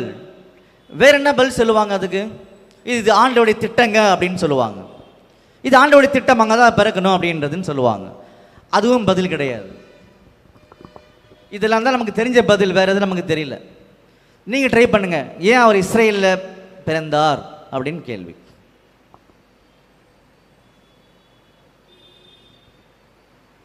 சந்தோஷமாக இருக்கீங்களா? கோவப்பட்டு கேட்குறீங்களா? எல்லாருமே சந்தோஷமாக தான் இருக்கீங்க, கோவப்படல. சரி, ஏன் அவர் இஸ்ரேலில் பிறந்தான்னு சொல்லுங்கள். அப்போது என்ன பிரதர், ஒரு நோட்டீஸ் போட்டு நீங்கள் பாட்டு 1000 கேள்வி கேட்டுக்கிறீங்க உட்காந்து அப்படின்னு கூட சிந்தனை வரலாம் மைண்டில். சரிங்களா? நம்முடைய ஆண்டவரை ஆராதிக்கிறதுனா என்ன நமக்கு முதல்ல தெரியணும். நல்லா புரிஞ்சுக்கோங்க. நாம் பண்ணிட்டு இருக்கிறது தான் ஆராதனை. முதல்ல நல்லா புரிஞ்சுக்கோங்க. எப்படின்னு கேட்டிங்கன்னா, ஆராதிக்கிறதுனா ஒர்ஷிப்னா என்னன்னு நமக்கு தெரியணும். ஒர்ஷிப்னா என்ன அர்த்தம்னா ரெஸ்பெக்ட், கனம். அதுதான் ஹீப்ரோலையும் கிரீக்லேயும் அதான் இருக்கும். நீங்கள் எங்கே எடுத்து பார்த்தாலும் தான் பதில் இருக்கும். சரிங்களா? அப்படி என்ன அர்த்தம்னா, அவர் சொன்ன வார்த்தையை புரிந்து கொண்டு அவருக்காக வாழ்க்கையை அர்ப்பணிக்கிறேன் பார்த்தீங்களா, அதுதான் வர்ஷிப்பை. முதல்ல அதோடைய அடிப்படை தான் அவரை பற்றி தெரிஞ்சுக்கிறதுக்கு இந்த கூட்டம். இப்போ நீங்கள் சொல்லலாம், உங்ககிட்ட தான் கேள்வி இருக்குது. நீங்கள் 2 வகையில் பதில் சொல்லலாம் அன்புக்குரிய சகோதர சகோதரிகளே. ஒன்று எங்களுக்கு அந்த பதில் இப்போ கொஞ்சம் தெரியலைங்க சொல்லலாம். 2வது அந்த பதிலை நீங்களே சொல்லிவிடுங்க, ஏன்னா நீங்கள் தான் கூட்டம் போட்டிருக்கீங்க, நீங்களே சொல்லிடுங்க, நாங்கள் கேட்டுக்கிறோம் அப்படின்னு சொல்லலாம். இப்போ என்ன பண்ணலாம்? நாங்களே சொல்லட்டுமா அதை? ஓகே, நாங்கள் கிடையாது, ஆண்டவர் சொல்லுவார் பைபிளில், நாங்கள் அப்படியே உங்களுக்கு டிரான்ஸ்லேட் பண்ணுவோம், அவ்வளோதான். சொல்லி டிரான்ஸ்ஃபார்ம் பண்ணுவோம், வேறு எதுவும் எங்கள் வேலை கிடையாது. ஓகே, சரி. நம்முடைய ஆண்டவர் ஏன் இஸ்ரேலில் பிறந்த, நல்லா கவனிங்க. உங்களுக்கு ஏதாவது இதில் கருத்து வேறுபாடு இருந்துச்சு அப்படின்னா, அல்லது ஏற்றுக்கொள்ள முடியல அப்படின்னா, நீங்கள் ரொம்ப தெளிவாக கிளியராக தைரியம் என்ன பண்ணலான்னா, நீங்கள் போகும்போது உங்ககிட்ட ஒரு ஃபீட்பேக் ஃபார்ம் கொடுப்பாங்க கையில். என்ன பண்ணுங்கன்னா, இது நீங்கள் சொல்கிறதுலாம் கிடையவே கிடையாது அப்படின்னு எழுதிட்டு ரீசன் கொடுத்துட்டு போயிடுங்க. அதில் எங்களுக்கு அது பிரயோஜனமாக இருக்கும். ஒருவேளை நாங்கள் தப்பாக சொல்லிட்டோமா, நாங்கள் படித்து மாற்றிக்கிறோன்னு கூட நாங்கள் அதை ட்ரெயின் பண்ணிப்போம் எங்களை. சரிங்களா? நீங்கள் சொல்லும் போது பிளைண்டாக பிளாங்காக என்ன பண்ணக்கூடாதுன்னா, தப்புன்னு எழுதக்கூடாது. ஏன் தப்புன்றதுக்கு வசனம் கொடுத்து எழுதிட்டு போயிடுங்க, நாங்கள் கற்றுக்குறோம் அதை. சரிங்களா? ஒருவேளை வசனத்தோடு நம்முடைய ஆண்டவர் இப்போ நிரூபிச்சாருன்னா சந்தோஷம் எழுதிருப்பாங்க, இட் இஸ் வெரி குட் அப்படின்னு எழுதிட்டு போயிடுங்க. Okay, agreement? ஓகே, சரி. இப்போ நம்ம கண்டுபிடிக்கலாம் அவர் ஏன் இஸ்ரேலில் பிறந்தார் அப்படின்னு சொல்லி பார்க்கும்போது, நல்லா கவனிங்க. இந்த ஒரு கேள்விக்கு பார்த்தீங்கன்னா பதில் கண்டுபிடிக்கும் போது 3வது கேள்விக்கு பதிலும் கிடச்சிடும். 2 பாவங்களை அவர் நீக்கி போட்டான்னு பார்க்கணும் இல்லையா, அதுக்கும் பதில் கிடச்சிடும். அப்போ இந்த முதல் கேள்வி ரொம்ப ரொம்ப ஜாக்கிரதையாக கையாள வேண்டிய ஒரு கேள்வியும் பதிலுமாக பார்த்தீங்கன்னா இங்கே காமிக்கப்பட்டிருக்குன்னு சொல்லி பார்க்குறோம். சரி, ஏன் இப்படி கேள்வியாக கேட்டு எங்களை இந்த மீட்டிங் கூப்பிட்டீங்க அப்படின்னு சொல்லி பார்க்கும்போது, நம்முடைய ஆண்டவர் 1வது வரிகளில் வந்திருக்கும் போது நிறைய கேள்விகளை அவர் பிளேஸ் பண்ணார். நீங்கள் பார்த்துருப்பீங்க, நிறைய கேள்விகளை கேட்டார். ஏன் கேட்டாருன்னா, உண்மை தெரியணும் அப்படின்னா கேள்விகளை முன்வைக்க வேண்டியது கடமைன்றதை அவர் சொல்லி காமிச்சார். அதனால தான் அது. ஓகே, சரி. உதாரணமாக ஏதாவது சொல்ல முடியுமான்னு கேட்கும்போது, பரிசேயர் சதுசேயர்லாம் இருந்தாங்க இல்லையா, அவங்க பெரிய ஞானிகளாக தங்களை நினச்சிக்கிட்டாங்க எல்லாருமே. நம்முடைய ஆண்டவர் ஒரு கேள்வி அங்கே வச்சார். அவரை கேள்வி கேட்கலாம் வந்தாங்க. நம்முடைய ஆண்டவர் ஒரு கேள்வி வச்சார். யோவான் ஸ்நானகன் கொடுத்த ஞானஸ்தானம் எப்படி வந்துச்சு? மனுஷனால் வந்துச்சா இல்லை தேவனால் வந்துச்சா? ஒரு கேள்வி கேட்டார். யாராவது பதில் சொன்னாங்களாங்க? பதில் சொல்லவே இல்லை. ஏன்? தேவனால தான் வந்துச்சுன்னு சொன்னால் நீங்கள் எடுக்கலன்னு கேட்பார். சரிங்களா? மனுஷனால் வந்துச்சுன்னு சொன்னால் உங்கள் ஆளுங்களே போய் எடுத்துகிட்டு இருக்கிறாங்க ஞானஸ்தானம் அவர்கிட்ட, அது தப்பாயிடும் அப்படின்னு நிறைய சிக்கலில் மாட்டிப்பாங்க. அதனால் அந்த கேள்வி ஞானமான ஜீவனுக்குரிய கேள்வி அங்கே பதிவு செய்யப்பட்டது, போயிட்டாங்க. ஸோ அந்த மாதிரி தான் சில கேள்விகள்லாம் பைபிளில் நம்முடைய ஜீவனுக்கு தேவைப்படக்கூடிய கேள்வியாக இருந்ததுனால தான் நமக்கு இதை எடுத்துருக்கிறோம். சரிங்களா? ஓகே, நம்முடைய ஆண்டவராக இயேசு கிறிஸ்து ஏன் இஸ்ரேலில் பிறந்தார், அந்த கேள்விக்கு சொல்லுங்க பதில முதல்ல அப்படின்னு கேட்கும்போது தான் நாம் பதிலுக்குள்ளே கடந்து போக போகிறோம். சரிங்களா? ஓகே, அன்புக்குரிய சகோதரர்களே, ஒரு வசனத்தை உங்கள் மைண்டுக்கு கொண்டு வர வேண்டியது எங்களுடைய அவசியம். படிக்கலாமா? கலாத்தியர் 4:5 படிங்க. கலாத்தியர் 4:5 காலம் நிறைவேறின போது ஸ்திரீனிடத்தில் பிறந்தவரும் நியாய பிரமாணத்திற்கு கீழானவருமாகிய தம்முடைய குமாரனை தேவன் அனுப்பினார். பார்த்தீங்களா? காலம் நிறைவேறின போது ஸ்திரீனிடத்தில் பிறந்தவரும் நியாய பிரமாணத்துக்கு கீழானவருமாகிய தம்முடைய குமாரனை தேவன் அனுப்பினார். அப்பாயிண்டட் டைம்ல நம்முடைய ஆண்டவர் இந்த பூமிக்கு வந்தார். எங்க வந்தாரு அப்படி சொல்லி பார்த்தீங்கன்னா, நியாயப்பிரமாணம் எங்கே கொடுக்கப்பட்டதோ அங்கே வந்தார். இப்போ நியாயப்பிரமாணம் எங்கே கொடுக்கப்படலை? நியாயப்பிரமாணம் எங்கே கிடையாது? அது இந்தியாவில் கிடையாது. அது இந்தியாவில் கொடுக்கப்படலை முதல்ல. அது அமெரிக்காவில் கொடுக்கப்படல முதல்ல கொடுக்கப்பட்ட இடமே இஸ்ரேல் ஜனங்களுக்கு, இஸ்ரேல் தேசத்துக்கு தான் அது போய் சேர்ந்துச்சு நியாயப்பிரமாணம். சரி, ஏன் நியாயப்பிரமாணம் இஸ்ரேலுக்கு கொடுக்கப்பட்டுச்சு? அடுத்த கொஸ்டின். அப்போ ஏன் நியாயப்பிரமாணம் இஸ்ரேலுக்கு கொடுக்கப்பட்டுச்சு அப்படின்னு அடுத்த கொஸ்டின். ஸோ நல்லா கவனிச்சுக்கோங்க. கலாத்தியர் 4:5 மிக தெளிவாக சொன்னார். நியாயப்பிரமாணத்துக்கு கீழானவராக நம்முடைய ஆண்டவர் வந்தார்னு சொல்லப்பட்டுச்சு. அது கிளியர் ஆகிடுச்சு. அப்போ நியாயப்பிரமாணம் எங்கே கொடுக்கப்பட்டிருக்குதோ அங்கே தான் யார் பிறக்கணும்? நம்முடைய ஆண்டவராக இயேசு கிறிஸ்து பிறக்கணும். இப்போ என்ன கொஸ்டின்னா, நியாயப்பிரமாணம் ஏன் இஸ்ரேல் கொடுக்கப்பட்டுச்சுன்னு தான் கொஸ்டின். இப்போ அப்போ இதெல்லாம் தான் வேதத்தினுடைய மகத்துவமான உண்மைகள். நல்லா கவனிங்க இப்போ. சரிங்களா? ஓகே, இந்த உலகத்துக்குள்ள எல்லா ஜனங்களும் எதுக்குள்ள இருக்கிறாங்க? இப்போ இந்த உலகத்துக்குள்ள ஆதாம்ல இருந்து எல்லா ஜனங்களும் எதுக்கு உள்ள இருக்கிறாங்க? சிம்பிளா தெரியும் உங்களுக்கு. எதுக்குள்ள இருக்கிறாங்க? பாவத்துக்குள்ள இருக்கிறாங்க. சரிங்களா? இந்த பாவம் எப்படி வந்துச்சு? முதல்ல கீழ்ப்படியாமை. ரொம்ப தெளிவாயிடுச்சு பாருங்க. நல்ல பாயிண்ட். உள்ள என்டர் ஆயிட்டோம். பாவம் எப்படி உள்ள வந்துச்சு அப்படின்னா, கீழ்ப்படியாமைனால பாவம் உள்ள வந்துருச்சு. அந்த பாவம் உள்ள வந்ததுனால பாருங்க, ரோமர் 5:12 படி. ரோமர் 5:12 இப்படியாக ஒரே மனுஷனாலே பாவமும். பாருங்க, ஒரே மனுஷனால பாவம் வந்துச்சா? அந்த ஒரு மனுஷன் யாரு? ஆதாம். கிளியர் ஆச்சா? அப்ப அவரு கீழ்ப்படியாமைக்குள்ள போனதுனால ஒட்டுமொத்த உலகம் எதுக்குள்ள போயிடுச்சு? இப்போ பாவத்துக்குள்ள போயிடுச்சு. அது கிளியர். இதெல்லாம் உங்களுக்கு நல்லா தெரிஞ்சது தான், நான் ஞாபகப்படுத்துறேன், அவ்வளோதான். ஆனால் பதிலுக்காக தான் உள்ளே வந்துட்டு இருக்கிறேன். சரிங்களா? ஓகே, அடுத்தது அதில் 17-18 படிங்க. ரோமர் 5:17 முதல் அல்லாமலும் ஒருவனுடைய மீறுதலினாலே அந்த ஒருவன் மூலமாய் மரணம் ஆண்டு கொண்டிருக்க. பார்த்தீங்களா? அந்த ஒருவன் ஆதாம். அப்போ அவருடைய கீழ்ப்படியாமையிலே பாவம், அதனால மரணம் ஒட்டுமொத்த உலகத்தையும் என்ன பண்ணிட்டு இருக்காது? ஆளுகை செய்துட்டு இருக்குன்னு தெளிவாயிருச்சு. இதுதான் முதல் பாவம். இங்கே போட்டிருக்கலையே 2 பாவம் சொல்லிட்டு, இது முதல் பாவம். சரிங்களா? 2வது பாவம் எது? 2 பாவங்களை நம்முடைய ஆண்டவர் நீக்கி போட்டான்னு பார்க்குறோம். அதில் முதல் பாவம் ஆதாம் மூலமாக அந்த பாவம், அது கிளியர் ஆயிடுச்சு. 2வது பாவம் எது? நான் சொன்ன முதல் பாவம் ஒட்டுமொத்த உலகத்தில் அநேகருக்கு தெரியும், அது பெரிய விஷயமே கிடையாது. 2வது பாவம் எது? அதான் கொஸ்டின். கொஞ்சம் சிந்திங்க. இது 2வது பாவம். இந்த 2 பாவத்தையும் நீக்கி போடுறதுக்காக தான் நம்முடைய ஆண்டவர் வந்திருந்தார் முதலாம் வருகையில். அநேக ஆண்டுடைய பிள்ளைகள் கிறிஸ்தவர்கள் பார்த்தீங்கன்னா, நம்முடைய ஆண்டவர் வந்து உலகத்தின் பாவத்தை சுமந்திருக்க தேவ ஆட்டுக்குட்டின்னு சொல்லியே படிச்சு போயிடுவாங்க எல்லாருமே. ஆனால் 2வது பாவத்தை நிறைய பேர் ஃபோக்கஸ் பண்ண மாட்டாங்க, தெரியாது. இது அவரை பற்றின உண்மை. அதனால தான் பார்த்தீங்கன்னா வேதத்தை படிக்கும் போது மிக மிக மிக தெளிவாக படிக்கணும்.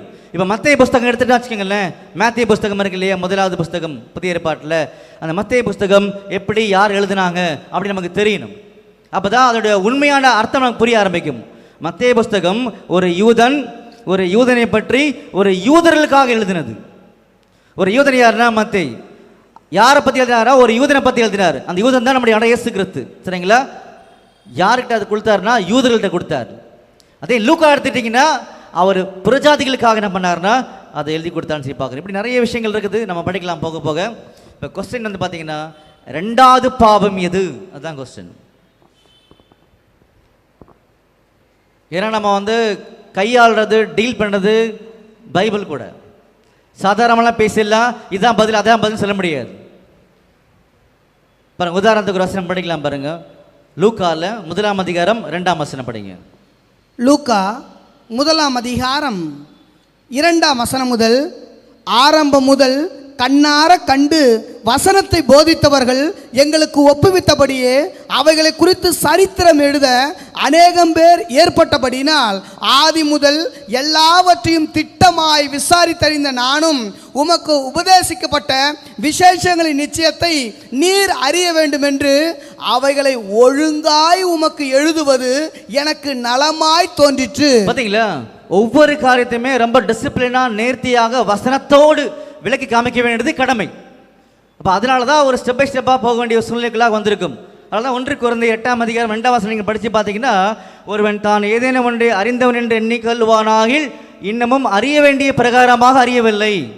என்ன அர்த்தம்னா, there is a proper method in the Bible to understand truth. சத்தியத்தை தெரிஞ்சுக்கிறதுக்கு சரியான மெத்தட் பைபிள் இருக்குதுன்னு சொல்ல வர்றார். அதனால தான் நம்முடைய ஆண்டவர் இயேசு கிறிஸ்து 1ஆம் அறையில் வந்திருக்கும் பொழுது யோவான் 8:32 சத்தியத்தையும் அறிவீர்கள், சத்தியம் உங்களை விடுதலையாக்குன்னு சொன்னார். வசனத்தையும் அறிவீர்கள், வசனம் உங்களை விடுதலையாக்குன்னு சொல்லவே இல்லை. அவர் வார்த்தை நல்லா கவனிங்க, சத்தியத்தையும் அறிவீர்கள், சத்தியம் உங்களை விடுதலையாக்குன்னு சொன்னார். அப்போ சத்தியம் எங்கே இருக்குது? கொஸ்டின் வருது இல்லையா? இது மாதிரி பல கேள்விகள் நம்முடைய வேதாகமத்தில் காமிக்கப்பட்டிருக்குது. இதெல்லாம் நாங்கள் தெரிஞ்சுக்கணுமா பிரதர் கேட்டிங்கன்னா, தெரிந்து கொண்டால் அவருடைய சரீரமாக மாற முடியும், இல்லைன்னா நிச்சயமாக மாற முடியாது.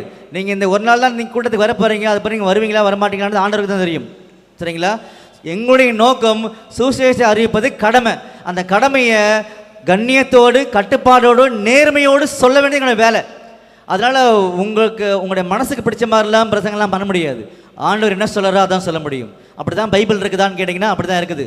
பாருங்கள், 1 தெசலோனிக்கேயர் 2ஆம் அதிகாரம் 3-4 வசனங்கள் படிங்க. 1 தெசலோனிக்கேயர் 2ஆம் அதிகாரம் 3ஆம் வசனம் முதல், எங்கள் போதகம் வஞ்சகத்தினாலும் துர்ஆசையினாலும் உண்டாகவில்லை, அது கபடமுள்ளதாயும் இருக்கவில்லை. சுவிசேஷத்தை எங்களிடத்தில் ஒப்புவிக்கத்தக்கதாய் தேவன் எங்களை உத்தமர் என்று எண்ணினபடியே. பார்த்தீங்களா, உலகத்துக்குள்ள இந்த மாதிரி நிறைய பேர் இருக்கிறாங்க. தேவன் எங்களை உத்தமர் அப்படின்னு சொன்னதுனால தான் நாங்கள் அவருடைய வார்த்தையை அதே மாதிரி சொல்ல நாங்கள் ட்ரை பண்ணுறோம். நிறைய பேர் இருக்கிறாங்க, உங்களுக்கு நிறைய பேர் தெரியும். சரிங்களா? பாருங்க, கலாத்தியர் 1ஆம் அதிகாரம் 10ஆம் வசனம். கலாத்தியர் 1ஆம் அதிகாரம் 10ஆம் வசனம், இப்பொழுது நான் மனுஷரையா தேவனையா யாரை நாடி போதிக்கிறேன்? மனுஷரையா பிரியப்படுத்த பார்க்கிறேன்? நான் இன்னும் மனுஷரை பிரியப்படுத்துகிறவனா இருந்தால் நான் கிறிஸ்துவின் ஊழியக்காரன் அல்லவே. பார்த்தீங்களா, மனுஷனை பிரியப்படுத்துற மாதிரி என்ன பண்ணக்கூடாது? பிரசங்கம் பண்ணக்கூடாது, ஊழியம் பண்ணக்கூடாது. அப்ப யாரை பிரியப்படுத்துற மாதிரி பிரசங்கம் பண்ணணும்? தேவனை. அதை நாங்கள் ட்ரை பண்றோம். அதனால தான் வசனமா சட்டமா உங்ககிட்ட பேசிட்டு இருக்கமே தவிர உங்களுடைய காதலுக்கு இனிமையா கர்த்தர் தாமே உங்களை நிச்சயமாக ஆசீர்வதிப்பாராக அப்படி நாங்கள் சொல்லவே மாட்டோம். என்னைக்கும் எங்கேயுமே சொல்ல மாட்டோம். நாங்கள் உங்களுக்கு ஆசீர்வாதம் சொன்னா எது மட்டும்தான் அப்படின்னா, பாருங்க, யாக்கோபு 2ஆம் அதிகாரம் 5ஆம் வசனம் படிங்க. யாக்கோபு 2ஆம் அதிகாரம் 5ஆம் வசனம், என் பிரியமான சகோதரரே கேளுங்கள், தேவன் இவ்வுலகத்தின் தரித்திரரை விசுவாசத்தில் ஐஸ்வர்யவான்களாகவும். பார்த்தீங்களா, நம்ம எதில் ஐஸ்வர்யவான்களாக இருக்கணும்னு சொல்லி பார்க்கும்போது விசுவாசத்தில். ஏன் விசுவாசத்தில் ஐஸ்வர்யவான்களாக இருக்கணும் அப்படின்னு கேட்டிங்க அப்படின்னா, இந்த உலகத்தில் இந்த காலப்பகுதியில் இப்போ இன்னையிலிருந்து இப்போ நம்ம எல்லாம் இருக்கோம் இல்லைங்களா, இருக்கும்போது நம்ம ஆண்டவருக்காக வாழணும் அப்படின்னா அது விசுவாசின் அடிப்படையில் மட்டும்தான் முடியுன்றத அன்றைக்கே சொல்லிட்டாங்க. ரோமர் 1:17 படிங்க. ரோமர் 1ஆம் அதிகாரம் 17ஆம் வசனம், விசுவாசத்தினாலே நீதிமான் பிழைப்பான் என்று எழுதியிருக்கிறபடி. பார்த்தீங்களா, விசுவாசத்தினாலே நீதிமான் பிழைப்பானே தவிர வேற எவ்வளவுமே கிடையாது. அதனால தான் உங்கள் விசுவாசமே உலகத்தை ஜெயிக்கிற ஜெயம் அப்படின்னு சொல்லி காமிச்சார். புரிஞ்சுங்களா? அப்ப நம்ம சம்பாதிக்க வேண்டியது எது? இந்த கிறிஸ்தவ வாழ்க்கையில நம்ம சம்பாதிக்க வேண்டியது எது? இப்ப நீங்க நல்லா சொல்லுங்க. இன்னைக்கு கிறிஸ்தவர்கள் நிறைய பேர் தங்களுடைய காலங்களையும் நேரங்களையும் தாளந்துகளையும் செலவு செய்து நிறைய சம்பாதிக்கிறாங்கல்ல, எல்லாருமே உலக பிரகாரமா சம்பாதிக்கிறாங்கல்ல. அதோடைய நிலைமை என்ன அப்படின்னு கேட்டீங்க அப்படின்னா, பாருங்க, எசேக்கியேல்ல படிக்கலாம். எசேக்கியேல் 7ஆம் அதிகாரம் 19ஆம் வசனம், தங்கள் வெள்ளியை தெருக்களில் எறிந்து விடுவார்கள். தங்களுடைய வெள்ளியை தெருக்களில் எரிந்து விடுவார்கள். அவர்களுடைய பொன் வேண்டா வெறுப்பா இருக்கும். அவருடைய பொன் வேண்டா வெறுப்பா இருக்கும். அப்படின்னா நாம இன்னைக்கு ஆண்டவருடைய ஞானத்தை, அவருடைய உண்மையை, சத்தியத்தை விசுவாசித்த சம்பாதிக்கிறதை விட்டுட்டு எதற்கெல்லாம் சம்பாதிக்க ஓடுறோமோ எல்லாத்தையும் கொஞ்ச நாள் தூக்கி தெருவில் வீசிடுவாங்க அப்படின்னு சட்டம். இந்த சட்டம் நிறைவேறுமா நிறைவேறாதா? நிச்சயமாக நிறைவேறும். ஆண்டவர் என்ன பண்ண மாட்டார்னா அவருடைய நீதியில மட்டும் காம்ப்ரமைஸே பண்ண மாட்டார்னு நமக்கு தெரியும். புரிஞ்சுங்களா? அந்த மாதிரி செப்பனியால கூட வசனம் இருக்குது, நீங்க அப்புறம் படிச்சு பாருங்க. பண்புக்குரிய சகோதரர்களே, அப்படின்னா நம்ம எதை சம்பாதிக்கணும்? படிங்க. நீதிமொழிகள் 4ஆம் அதிகாரம் 5ஆம் வசனம் படிங்க. நீதிமொழிகள் 4ஆம் அதிகாரம் 5ஆம் வசனம் முதல், ஞானத்தை சம்பாதி, புத்தியையும் சம்பாதி, என் வாயின் வார்த்தைகளை மறவாமலும் விட்டு விலகாமலும் இரு, அதை விடாதே, அது உன்னை தற்காக்கும், அதன் மேல் பிரியமாயிரு, அது உன்னை காத்து கொள்ளும். ஞானமே முக்கியம். ஞானத்தை சம்பாதி.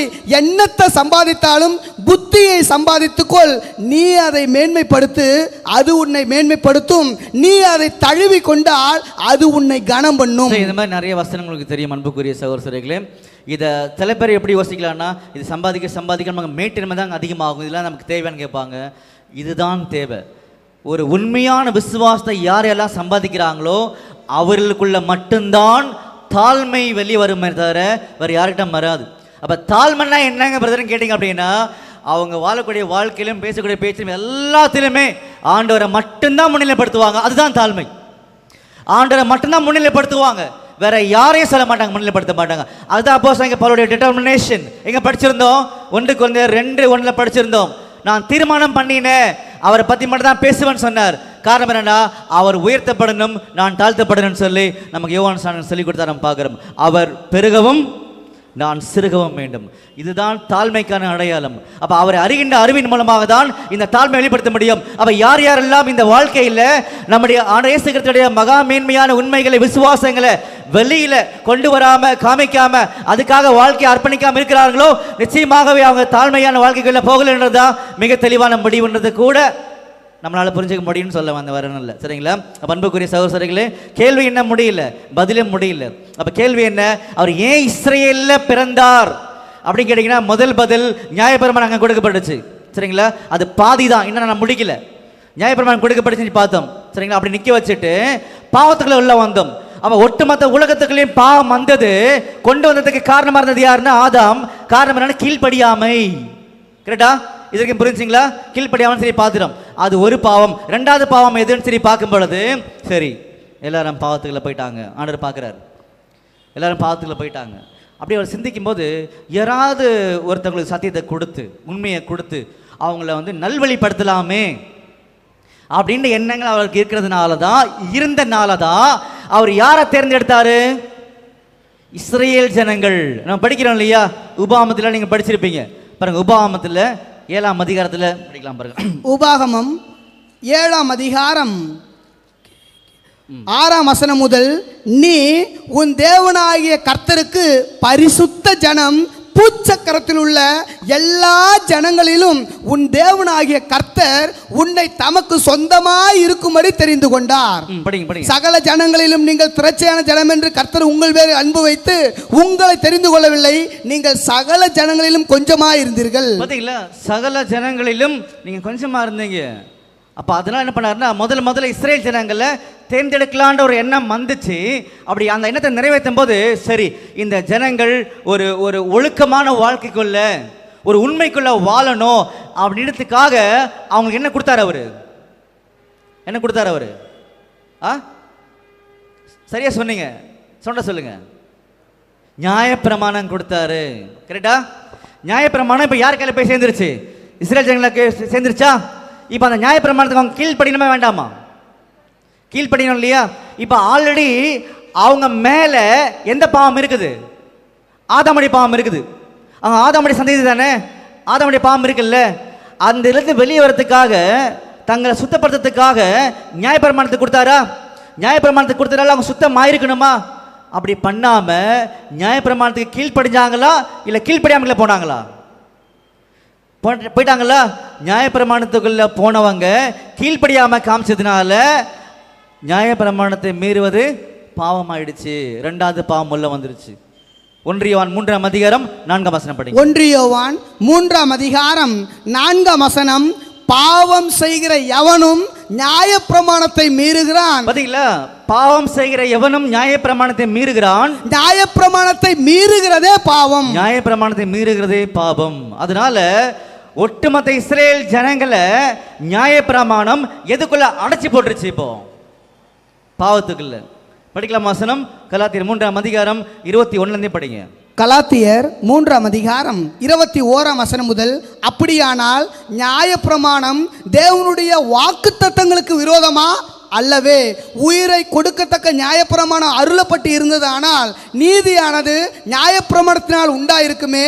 அப்படி இராதபடியினால் இயேசு கிறிஸ்துவை பற்றும் விசுவாசத்தினாலே பலிக்கிற வாக்குத்தத்தம் விசுவாசம் உள்ளவர்களுக்கு அளிக்கப்படும்படி வேதம் எல்லாரையும் ஏகமாய் பாவத்தின் கீழ் அழைத்து போட்டது. ஓகே, அப்போ இந்த 2 வசனத்தின் மூலமாக 1 யோவான் 3:4 படிச்ச கலாத்தியர் 21, 22, 23 என்ன பார்த்துருக்கோன்னு சொல்லி பார்க்கும் பொழுது, இஸ்ரேல் ஜனங்களுக்கு நியாயப்பிரமாணம் கொடுத்தாரு. அவங்க மீறினால பாவத்துக்குள்ளாக மறுபடியும் பண்ணிட்டாங்கன்னா போயிட்டாங்க. 2வது பாவம் உள்ள வந்துருச்சு அவங்க கிட்ட. முதல் பாவம் இது ஆதாம் நிமித்தமாக வந்த ஒரு பாவம். 2வது இவங்க கீழ்ப்படியாதனால வந்த பாவம். 2 பாவத்துக்குள்ள யார் இருக்கிறா? இப்போ 2 பாவத்துக்குள்ள இஸ்ரேல் ஜனங்கள் மட்டும்தான் இருக்கிறாங்க. ஒரு பாவத்துக்குள்ள யார் இருக்கிறா?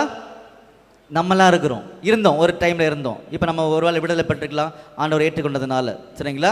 இப்படியாக ஒட்டுமொத்த உலகமும் ஒரு பாவத்தில், இஸ்ரேல் ஜனங்கள், இஸ்ரேல் தேசம் மட்டும் 2 பாவத்தில். சரிங்களா? அதனால தான் நல்லா கவனிங்க, நம்முடைய ஆண்டவர் இயேசு கிறிஸ்து இந்த பூமியில் வரும் பொழுது வரத்துக்கு முன்னாடியே என்ன பண்ணிக்கலாம்னா, கீழ்ப்படியில் மட்டுமே காமிச்சு, உயிர் கொடுக்காம கீழ்ப்படியில் மட்டுமே காமிச்சு ஆதாமுடைய பாவத்தை நீக்கி போட்டிருந்துருக்கலாம். ஆனால் யாரை காப்பாற்ற முடியாது? அவரால் இஸ்ரேல் ஜனங்களை காப்பாற்ற முடியாது. ஏன்னா அவங்க மேலே 2வது பாவம் இருக்குது. சரிங்களா? அப்படின்னா இஸ்ரேல் ஜனங்கள் மேலே இருக்கக்கூடிய பாவத்தையும் அவர் நீக்கி போடணும், எடுத்து போடணும். அப்படின்னா அவர் என்ன பண்ணணும்? சரியான முக்கியமான பாயிண்ட் இதுதான். அவர் என்ன பண்ணணும்? மறிக்கணுன்றதை விட இன்னும் கொஞ்சம், அது கடைசி பாயிண்ட், இன்னும் கொஞ்சம் சொல்லுங்க, நல்ல பாயிண்ட்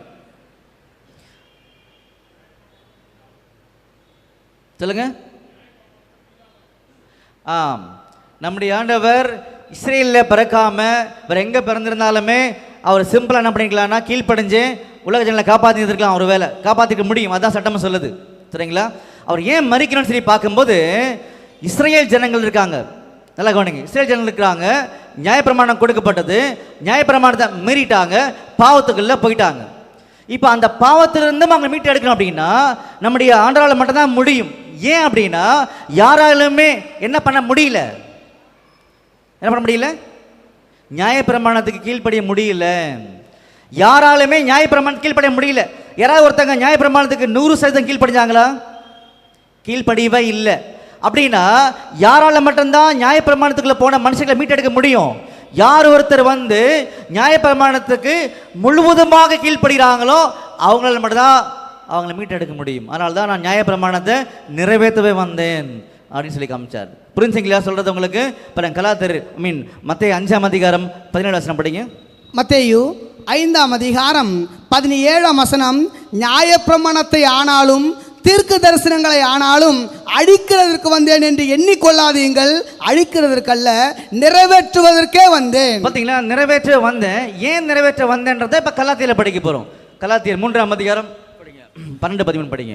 கலாத்தியர் 3ஆம் அதிகாரம் 12ஆம் வசனம் முதல், நியாயப்பிரமாணமோ விசுவாசத்துக்கு உரியதல்ல, அவைகளை செய்கிற மனுஷனே அவைகளால் பிழைப்பான், மரத்திலே தூக்கப்பட்ட எவனும் சபிக்கப்பட்டவன் என்று எழுதியிருக்கிறபடி கிறிஸ்து நமக்காக சாபமாகி நியாயப்பிரமாணத்தின் சாபத்திற்கு நம்மை நீங்களாக்கி மீட்டு கொண்டார். பார்த்தீங்களா?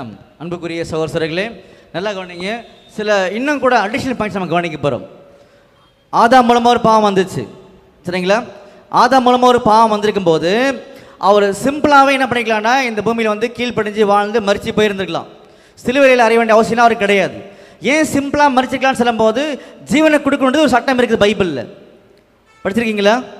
ஜீவனை கொடுத்து ஆகணுன்ற ஒரு சட்டம் இருக்குது. பாருங்க, யாத்திராகமத்தில் படிக்கலாம் பாருங்க. யாத்திராகமம் 21ஆம் அதிகாரம் 23ஆம் வசனம் முதல், வேறே சேதம் உண்டானால் ஜீவனுக்கு ஜீவன், கண்ணுக்கு கண், பல்லுக்கு பல், கைக்கு கை, காலுக்கு கால். நிறைய வசனங்கள் படிச்சிருக்கோம். நான் கன்க்ளூஷன் முடிக்க ட்ரை பண்றேன். சரிங்களா? அப்போ ஆதாமுடைய கீழ்ப்படியாமையால ஒரு பாவம், இது கிளியர் உங்களுக்கு? இது கிளியர் ஆயிடுச்சு. ரெண்டாவது, இஸ்ரேல் ஜனங்கள் நியாயப்பிரமாணத்தை மீறினால ரெண்டாவது பாவம். இந்த ரெண்டு பாவம் யார் மேல இருக்குது? இஸ்ரேல் ஜனங்கள் மேல இருக்குது. உலகத்தின் மேல ஒரு பாவம் இருக்குது. சரிங்களா?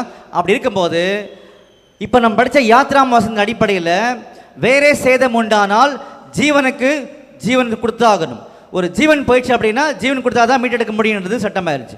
அதனால நம்முடைய ஆண்டு என்ன பண்ணிருக்கலாம்னா, சிம்பிளாக பரலோகத்திலிருந்து பூமிக்கு வந்து அவர் கீழ்ப்படலை காமிச்சு ஏதோ ஒரு வகையில் செத்து போயிருக்கலாம், மறிச்சிருந்துருக்கலாம். அப்போ யாரை மீட்டு எடுத்துப்பார்? அவர் உலக ஜனங்களை மீட்டு எடுத்துருக்கலாம். ஆனால் அவர் சிலுவையில் தான் மறிக்கின்ற ஒரு தேவை இருந்துச்சு. அப்படி மறிச்சா மட்டும்தான் அவர் யாரை மீட்டெடுக்க முடியும்னு சொல்லி பார்த்தீங்கன்னா, இஸ்ரேல் ஜனங்களையும் சேர்த்து மீட்டெடுக்க முடியும். ஏன்னா சிலுவையில் மறிக்கணுன்றது பார்த்தீங்கன்னா நியாயப்பிரமாணத்தினுடைய சட்டமாக காமிக்கப்பட்டிருக்குது. பாருங்க, உதாரணத்துக்கு முன்னாடி படிங்க கலாத்தியர் 3ஆம் அதிகாரம். கலாத்தியர் 3ஆம் அதிகாரம் 13ஆம் வசனம். மரத்திலே தூக்கப்பட்ட எவனும் சபிக்கப்பட்டவன் என்று எழுதியிருக்கிறபடி கிறிஸ்து நமக்காக சாபமாகி. பாத்தீங்களா? மரத்திலே தூக்கப்பட்டவன் எவனும் சபிக்கப்பட்டவன் என்று எழுதியிருக்கிறபடி. எங்க எழுதியிருக்குது? உபாகம் படிங்க. உபாகமம் 21ஆம் அதிகாரம் 23ஆம் வசனம். இரவிலே அவன் பிரேதம் மரத்திலே தொங்கலாகாது, அந்நாளில் தானே அதை அடக்கம் பண்ண வேண்டும். தூக்கி போடப்பட்டவன் தேவனால் சபிக்கப்பட்டவன். ஓகே, அப்போ இப்படி நியாயப்பிரமாணத்துக்குள்ள பல சட்டங்கள் காமிக்கப்பட்டிருக்குது. அப்போ நியாயப்பிரமாணத்தின் மூலமாக ஒரு பாவம் இஸ்ரேல் மேலே வந்திருக்கும் பொழுது அந்த நியாயப்பிரமாணம் எங்கே கொடுக்கப்பட்டதோ அங்கே தான் அவர் வரணும். ஏன் வரணும் அப்படின்னா, நியாயப்பிரமாணத்துக்கு முழுசாக கீழ்ப்படிஞ்சாதான் என்ன பண்ண முடியும்னா அவர் இஸ்ரேல் ஜனங்களை மீட்டெடுக்க முடியும். அப்படி மீட்டெடுக்கணும் அப்படின்னா அவர் மரத்தில் சிலுவையில் அறையப்பட வேண்டும் என்ற ஒரு சட்டம் கூட பார்த்தீங்கன்னா காமிக்கப்பட்டிருக்கு. அப்போ நம்முடைய இயேசு கிறிஸ்து நீக்கி போட்ட இரண்டு பாவங்கள் எதுன்னு சொல்லி பார்க்கும் பொழுது, ஒன்று வந்து ஆதாம் மூலமாக வந்த பாவம், இன்னொன்று வந்து நியாயப்பிரமாணத்துக்கு கீழ்ப்படியாமையால் வந்த பாவம். இந்த ரெண்டு பாவத்தையும் நீக்கி போடுவதற்காக நம்முடைய ஆண்டு வந்து ஜீவனை கொடுத்தான்றது சட்டமாக பார்த்தீங்கன்னா மிக தெளிவாக காமிக்கப்பட்டிருக்கு. இப்படி ஆண்டரை பற்றின அநேக உண்மைகள் பார்த்தீங்கன்னா வேதாகமத்தில் மிக மிக தெளிவாக காமிக்கப்பட்டிருக்கும் பொழுது அது அறிய வேண்டியதுதான் ஒரு கிறிஸ்தவனுடைய முக்கியமான ஒரு கடமை. அது அறியதான், அந்த அறிவுக்குள்ளாக போக போக தான் நம்ம யார் மாதிரி மாற முடியும்? நம்முடைய இயேசு கிறிஸ்து மாதிரி மாற முடியுமே தவிர, இல்லைன்னா நான் இவ்வளோ காலம் கிறிஸ்தவனாக வாழ்ந்தேன், அவ்வளோ ஊழியம் பண்ணேன், அத்தனை தானம் பண்ணேன், தர்மம் பண்ணேன், ஆண்டு கூட நான் பேசுகிறேன், இதெல்லாம் எதுவுமே பார்த்தீங்கன்னா எந்த சட்டமும் ஏற்றுக்கொள்ளாதுன்றது வேதம் மிக மிக தெளிவாக நம்ம சொல்லி பார்க்குறோம். அப்போ ரெண்டாவது கேள்வியை நாங்கள் உங்ககிட்ட விட்டுட்டு போகிறோம். டைம் ஆனதுனால நாங்கள் பாடம் முடிக்கிறோம். ரெண்டாவது கேள்வி பார்த்தீங்கன்னா, நடுவில் நம்முடைய ஆண்டவர் மரித்து இவ்வளோ காலம் ஆயிடுச்சு, இப்போ வரைக்கும் இந்த உலகத்தை தலைவரித்து ஆடுதில்லை, என்ன காரணம்? அதுக்கு ரொம்ப ஆச்சரியமான ஒரு காரணம் இருக்குது. அது நீங்கள் நிச்சயமாக தெரிஞ்சுக்க ஆசைப்பட்டீங்கன்னா நீங்கள் எழுதி கொடுங்க. அதுக்கேற்ற ஒரு காரியம் என்ன பண்ணுவாங்கன்னா உங்கள்கிட்ட சொல்லி காமிப்பாங்கன்னு சொல்லி பார்க்குறோம். அன்புக்குரிய சகோதரர்களே, இன்றைய நாளில் ஒரு கூட்டத்துக்கு நீங்கள் வந்திருக்கும் போது என்ன தெரிஞ்சுக்கிட்டீங்கன்னு உங்களுக்கே தெரியணும்ல. என்ன தெரிஞ்சுக்கிட்டீங்க அப்படின்னா, நம்முடைய ஆண்டோடைய மகத்துவமான மேன்மைகள் காமிக்கப்பட்டிருக்கு. ஒன்று தெரிஞ்சுக்கிட்டீங்க. சில வசனங்களை படித்தோம். எங்கெல்லாம் படித்தோம்னா, பிலிப்பியர் 3:8 படித்தோம், அப்புறமா எபேசியர் 3:8 படிச்சிருந்தோம், அப்போஸ்தலர் யோவான் 20ஆம் அதிகாரம் 32ஆம் வசனத்தில் படிச்சிருந்தோம். இப்படி பல இடங்களில் படித்தோம். இப்படி அவருடைய மகா மேன்மைகள் ஏன் காமிக்கப்பட்டதுன்னு சொல்லி பார்க்கும் பொழுது, நாம் அவர் மாதிரி தான் மாறப்போகிறோம் அப்படின்னு ரெண்டு முக்கியமான வசனங்கள் பார்த்தோம். ஒன்று வந்து ரோமர் 8:29, இன்னொன்று கலாத்தியர் 4:19 பார்த்தோம். அப்போ நாம் அவர் மாதிரி தான் மாறணும் அப்படின்னா நமக்கு யாரை பற்றி தெரியணும்னா அவரை பற்றி தான் தெரியணும் அப்படின்னு பார்த்தோம். அப்போ அவரை பற்றி தான் தெரியணும் அப்படின்றதுக்காக எந்த வசனம் பார்த்துருந்தோம்னு சொல்லி பார்க்கும் பொழுது எபேசியர் 4:11, யோவான் 5:39 பார்த்தோம். அப்படின்னா நம்முடைய ஆண்டரை பற்றி தெரிய நம்ம எல்லா வகையிலுமே அவர் மாதிரி மாறக்கூடிய வாழ்க்கைகளில் போகுவோம் அப்படின்ற ஒரு தீர்மானத்துக்குள்ளே உள்ளே வந்தோம். அப்போஸ்தலனாகிய பவுல் வந்த மாதிரி. அப்படி வரும்பொழுது தான் இந்த 3 கேள்விகளை நம்ம முன்வைக்க ட்ரை பண்ணியிருந்தோம். அதில் முதல் கேள்வி, நம்முடைய இயேசு கிறிஸ்து ஏன் இஸ்ரேலில் பிறந்தான்னு சொல்லி பார்க்கும் பொழுது நல்லா வச்சுக்கோங்க, நம்முடைய இயேசு கிறிஸ்து ஏன் இஸ்ரேலில் பிறந்தார்னா, நியாயப்பிரமாணம் அங்கே கொடுக்கப்பட்டிருந்தது. அந்த நியாயப்பிரமாணத்தை அவங்க மீறிட்டாங்க, அவங்க மேலே ரெண்டாவது பாவம் இருக்குது. அப்படின்னா நம்முடைய ஆண்டவர் இஸ்ரேலில் வந்து பிறந்தாதான், அந்த சட்டத்திட்டங்களுக்கு உட்பட்டவராக வந்தால் மட்டும்தான் அதை நிறைவேற்ற முடியும். நிறைவேற்றினாதான் அந்த நியாயப்பிரமாணத்தை சொல்லப்பட்ட அடிப்படையில் அவர் சிலுவையில் மறிக்க முடியும். மறிச்சாதான் பார்த்தீங்கன்னா இஸ்ரேல் ஜனங்களையும் மீட்க முடியும்னு சொல்லி நம்ம பார்த்தோம். சரிங்களா? அப்போ 2 பாவங்கள் பார்த்தோம். ஒன்று ஆதாமுடைய பாவம், ஒன்று இஸ்ரேல் ஜனங்கள் நியாயப்பிரமாணத்தை மீறினால் வந்த பாவம்.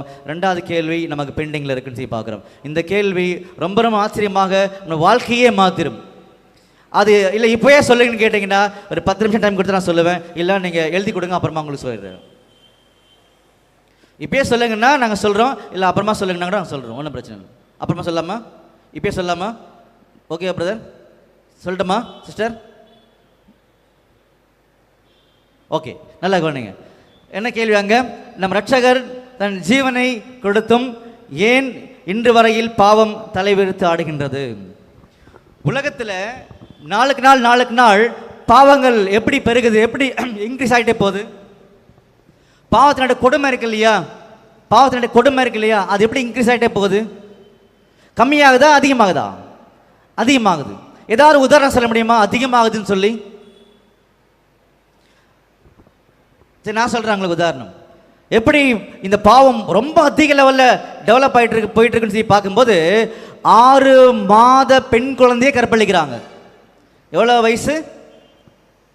6 மாத பெண் குழந்தையை கற்பழிக்கிறாங்க. அந்த அளவுக்கு பாவம் தலைவிரித்து ஆடுது. அப்போ இந்த சம்பவங்கள் நாளுக்கு நாள் பெருகிட்டே போகுது. ஆனால் நம்முடைய ஆண்டவர் ஜீவனை கொடுத்துக்காரு நீங்கள் சொல்கிறீங்க, நம்ம எல்லாரும் மனப்பூர்வம் நம்புகிறோம். இன்னும் ஏன் ரட்சிப்பு வரல உலகத்துக்குள்ள? இன்னும் ஏன் பாவம் நிற்கல? என்ன காரணம்? இந்த உலகம் இப்படியே அழியணுமா? விடிவு காலம் இல்லையா உலகத்துக்கு அப்படின்னு கேள்வி. ஏன் தலைவிரித்து ஆடுது? என்ன காரணம்? என்ன செய்யலாம் அப்படின்னு ஒரு கேள்வி கேட்டிங்க அப்படின்னா ஒரே பதில் இருக்கு பைபிளில். என்ன பதிலாக இருக்கும்? என்ன பதிலாக இருக்குன்னு நினைக்கிறீங்க?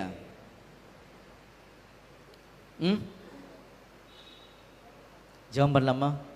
ஆண்டவரே, இந்த பாவத்தெல்லாம் நீக்கி போடுங்க ஆண்டவரே. போட்டுருவாரா? ஒன்றும் பண்ண மாட்டார். பாவத்தெல்லாம் நீக்கி போடவே மாட்டார். அவர் ஆல்ரெடி தன் ஜீவனை கொடுத்து நீக்கி போட்டார். இன்னும் ஒரு வேலை ஒரு ஒர்க்கு பெண்டிங் இருக்குது. அந்த வேலையும் முடிந்தால்தான் நம்ம ஆண்டவர் கொடுத்த ஜீவன் உலகத்துக்குள்ள போய் சேருமே, இல்லை சேராது. நல்லா புரிஞ்சுக்கோங்க. எத்தனை ஜெபம் பண்ணாலும் ஒன்றுமே நடக்காது. இது நீங்கள் எந்த கோர்ட்டில் வேணால் பேசலாம், யாராலும் ஒன்றும் பண்ண முடியாது. நாங்கள் விடிய காலத்தை ஜெபம் பண்ணுறோம், இரவு முழுக்க ஜெபம் பண்ணுறோம், ஒன்றும் பண்ண முடியாது. காலங்காலமாக ஜெபம் பண்ணிட்டு தான் இருக்கிறாங்க. யாருடைய பாவம் நீங்கிற மாதிரி தெரியல. பாவம் தலைவி தாழ்த்தி தான் இருக்குது. இன்னைக்கு பாவம் கம்மியாச்சா? எங்கேயாவது உலகத்துக்குள்ள கம்மியாகல. அப்போ ஜெபம் எதுக்காக செய்யணும்னு நமக்கு தெரியல. முதல்ல சட்டம் என்ன சொல்லுது அதை கவனிங்க முதல்ல. ஏன்னா ஏற்கனவே வசனம் சொன்ன அவங்க கிட்ட யோவான் 12:48 என்னை தள்ளி என் வார்த்தைகளை ஏற்றுக்கொள்ளாதவனை நியாயந்திருக்கிறது ஒன்று இருக்கிறது, நான் சொன்ன வசனமே நியாயந்திருக்கும். நான் வசனத்தில் என்ன சொல்லியிருக்கிறேன், நீங்கள் எப்படி வாழ்ந்திருக்கீங்க, எப்படி என்ன புரிஞ்சிருக்கீங்க, இதெல்லாம் ஆண்டவர் கேட்பார். நீங்கள் ஜெபம் சொன்னது நல்ல விஷயந்தான், உங்களுடைய அறியாமை நான் ஏற்றுக்கொள்கிறேன், மாற்றிக்கொள்ளுங்கள். அன்புக்குரிய சகோதரிகளே, என்ன காரணமாக இருக்கும் அப்படின்னு சொல்லி பார்த்தீங்கன்னா, இந்த உலகத்தில் நம்முடைய ஆண்டவர் இயேசு கிறிஸ்து வந்து தன் ஜீவனை கொடுத்து எல்லாருக்கும் ரட்சிப்பை ஏற்படுத்தி கொடுத்துட்டார். அவர் கொடுத்த ரட்சிப்பு பற்றி சொல்லும் போதே மிகுந்த சந்தோஷம். தாவீதின் ஊரில் ரட்சகர் பிறந்திருக்கிறார் சொன்னாங்கல்ல, எவ்வளோ பெரிய சந்தோஷம். ஆனால் இன்னைக்கு உலகத்தில் துக்கம் துக்கம் துக்கம், பாடுகள், மரணம் இருக்குல்ல. என்ன காரணம்? என்ன காரணம் சொல்லி பார்த்தீங்கன்னா ஒரு காரணம் தான். அவர் காரணம் கிடையாது. அவர் காரணம் கிடையாது. யார் காரணம்? அதுக்கு யார் காரணம்னா கிறிஸ்தவ மண்டலம் தான் காரணம், கிறிஸ்தவர்கள் தான் காரணம், நீங்கள் தான் காரணம், நான் தான் காரணம். அப்படிதான் பைபிள் இருக்குதா? ஆமாம், அப்படியே பைபிள் இருக்குது. படிக்கலாமா? கிளியரா படிக்கலாமா? பாருங்க, நம்முடைய ஆண்டவர் சொல்லக்கூடிய சட்டங்களை மிக தெளிவாக புரிஞ்சுக்கோங்க. நமக்கு இந்த உலகத்தில் நம்ம பிறந்தோம், நம்ம இங்கே கிறிஸ்தவர்களாக இருக்கிறோம், நம்மளாம் வேதம் படிக்கக்கூடிய வாய்ப்பு கிடைச்சிருக்குது. உலகத்தில் மக்களுக்கு அது கிடைக்கல, அநேகருக்கு கிடைக்கல. இப்படி வேதம் படிக்கக்கூடிய வாய்ப்பு கிடைச்சி விசுவாசத்துக்குள்ள வரக்கூடிய எல்லாருமே எல்லா தலைமையிலையும் மிக முக்கியமான ஒரு ரெஸ்பான்சிபிலிட்டி, ஒரு பொறுப்பு இருக்குதான். என்ன பொறுப்பு அப்படின்னு கேட்கும்போது படிக்கலாம். ரோமரில் 8ஆம் அதிகாரத்தில் நல்லா கவனிங்க, 19ஆம் வசனம் படிங்க. ரோமர் 8ஆம் அதிகாரம் 19ஆம் வசனம். மேலும் தேவனுடைய புத்திரர் வெளிப்படுவதற்கு சிருஷ்டியானது மிகுந்த ஆவலோடு காத்து கொண்டிருக்கிறது. பாத்தீங்களா? மேலும் தேவனுடைய புத்திரர் வெளிப்படும்படியாக சிருஷ்டியானது, என்டையர் கிரியேஷன் மிகுந்த ஆவலோடு காத்து கொண்டிருக்கிறது. நல்லா கவனிங்க. தேவனுடைய புத்திரர் எவர்கள் தேவனுடைய ஆவியினாலே வழிநடத்தப்படுகிறார்களோ அவர்கள் தேவனுடைய புத்திரர். அந்த மாதிரி ஒரு வாய்ப்புக்குள்ளாக தான் இன்னைக்கு கிறிஸ்தவர்களாக நாம வந்திருக்கிறோம். வந்த நாம என்ன செய்யணும் அப்படின்னா, நம்முடைய ஆண்டவராக இயேசு கிறிஸ்து மாதிரி வாழ்ந்து மரிக்கணும். அவரோடு கூட பாடுகளை சகித்தமானால் அவரோடு கூட ஆளுகை செய்வோம். நாம நம்முடைய ஆண்டவர் மாதிரி வாழ்ந்து செத்துட்டோம் அப்படின்னா உலகத்துக்கு ஆண்டோட ஜீவன் போய் சேரும், இல்லைன்னா அது போகாது. நான் சொல்றது புரியுதா உங்களுக்கு? நாம நம்முடைய ஆண்டவராக இயேசு கிறிஸ்து மாதிரியே வாழ்ந்து மறிக்கணும். நம்முடைய சாவு உலகத்துக்கு விடியல், அப்படிதான் சட்டம் சொல்லுது. இந்த மிக முக்கியமான பொறுப்பை பெற்றவர்கள் தான் கிறிஸ்தவர்கள். பொறுப்பு இல்லாமல் வாழ்க்கை வாழ்ந்துட்டு இருக்கதான் மிக வேதனைக்குரிய ஒரு காரியமா இருக்குது. அப்போ இந்த அழைப்புகளை வந்து நம்ம எல்லாருமே என் ஆண்டரை பற்றி தெரியணும், அவர் மாதிரி வாழணும். காரணம் என்னன்னா, அவர் உலகத்துக்கு ஜீவனை கொடுத்துருக்கார். அது போய் சேரணும் அப்படின்னா இந்த கிறிஸ்துன்ற தலையும் சரீரம் பூர்ணப்படணும். அவர் தலை தானே, நம்ம சரீரம் அழைக்கப்பட்டிருக்கோம் இல்லையா? இந்த அமைப்பு பூர்ணமா நிறைவேறுச்சு அப்படின்னா உலகத்துக்குள்ள எல்லா ஆசீர்வாதங்களும் மிக பிரம்மாண்டமாக எல்லா தடைகளையும் உடைத்து இந்த சத்தியத்தின் மூலமாக உலகம் மறுபடியும் ஏதேன் தோட்டம் மாதிரி மாறக்கூடிய வாய்ப்பு கிறிஸ்தவர்கள் கையில் மட்டும்தான் இருக்குது. அதை இன்னைக்கு அநேகர் அவமாக்கிட்டு இருக்கிறாங்க. உங்களுக்கு வீடு தேடி வாய்ப்பு கிடைச்சிருக்குது. அன்புக்குரிய சகோதரர்களே, விருப்பமாக இருந்தால் மிக தெளிவாக எழுதி கொடுங்க. இல்லைன்னா வேண்டாம்னு சொல்றீங்க போலாம், இது உங்களுடைய சுயாதீனம். என்ன விருப்பமாக இருந்தால் ஆண்டரை பற்றி அதிகமாக நாங்கள் தெரிஞ்சுக்கணும், அவர் மாதிரி வாழணும், சாகணும் அப்படின்னா உங்களுடைய விருப்பங்களை எழுதி கொடுங்கன்னு சொல்லி பார்க்குறோம். ஆண்டவர் நிச்சயமாக வாய்ப்புகளை உங்களுக்கு கொடுப்பார். நீங்கள் எந்த ஊரில் இருந்தாலும் சரி, இங்கே மட்டும் கிடையாது. நாங்கள் அங்கேருந்து வந்திருக்கும் போது அங்கே வரணுமா, ஆண்டவர் ஆட்களை அனுப்புவார் உங்களுக்கு, நாங்கள் வருவோம், ஒன்றும் பிரச்சனை கிடையாது. இலவசமாக பெற்றீர்கள், இலவசமாய் கொடுங்கள்னு சொல்லி பார்க்குறோம். அன்புக்குரிய சகோதரர்களே, உங்களை சந்தித்ததில் ரொம்ப சந்தோஷம். தொடர்ந்து ஒரு 2 நிமிஷம் மட்டும் சில இன்ஸ்ட்ரக்ஷன் சகோதரர் தினேஷ் அவர்கள் கொடுப்பார்கள். தேவன் ஆசீர்வதிப்பாராக. ஆமென்.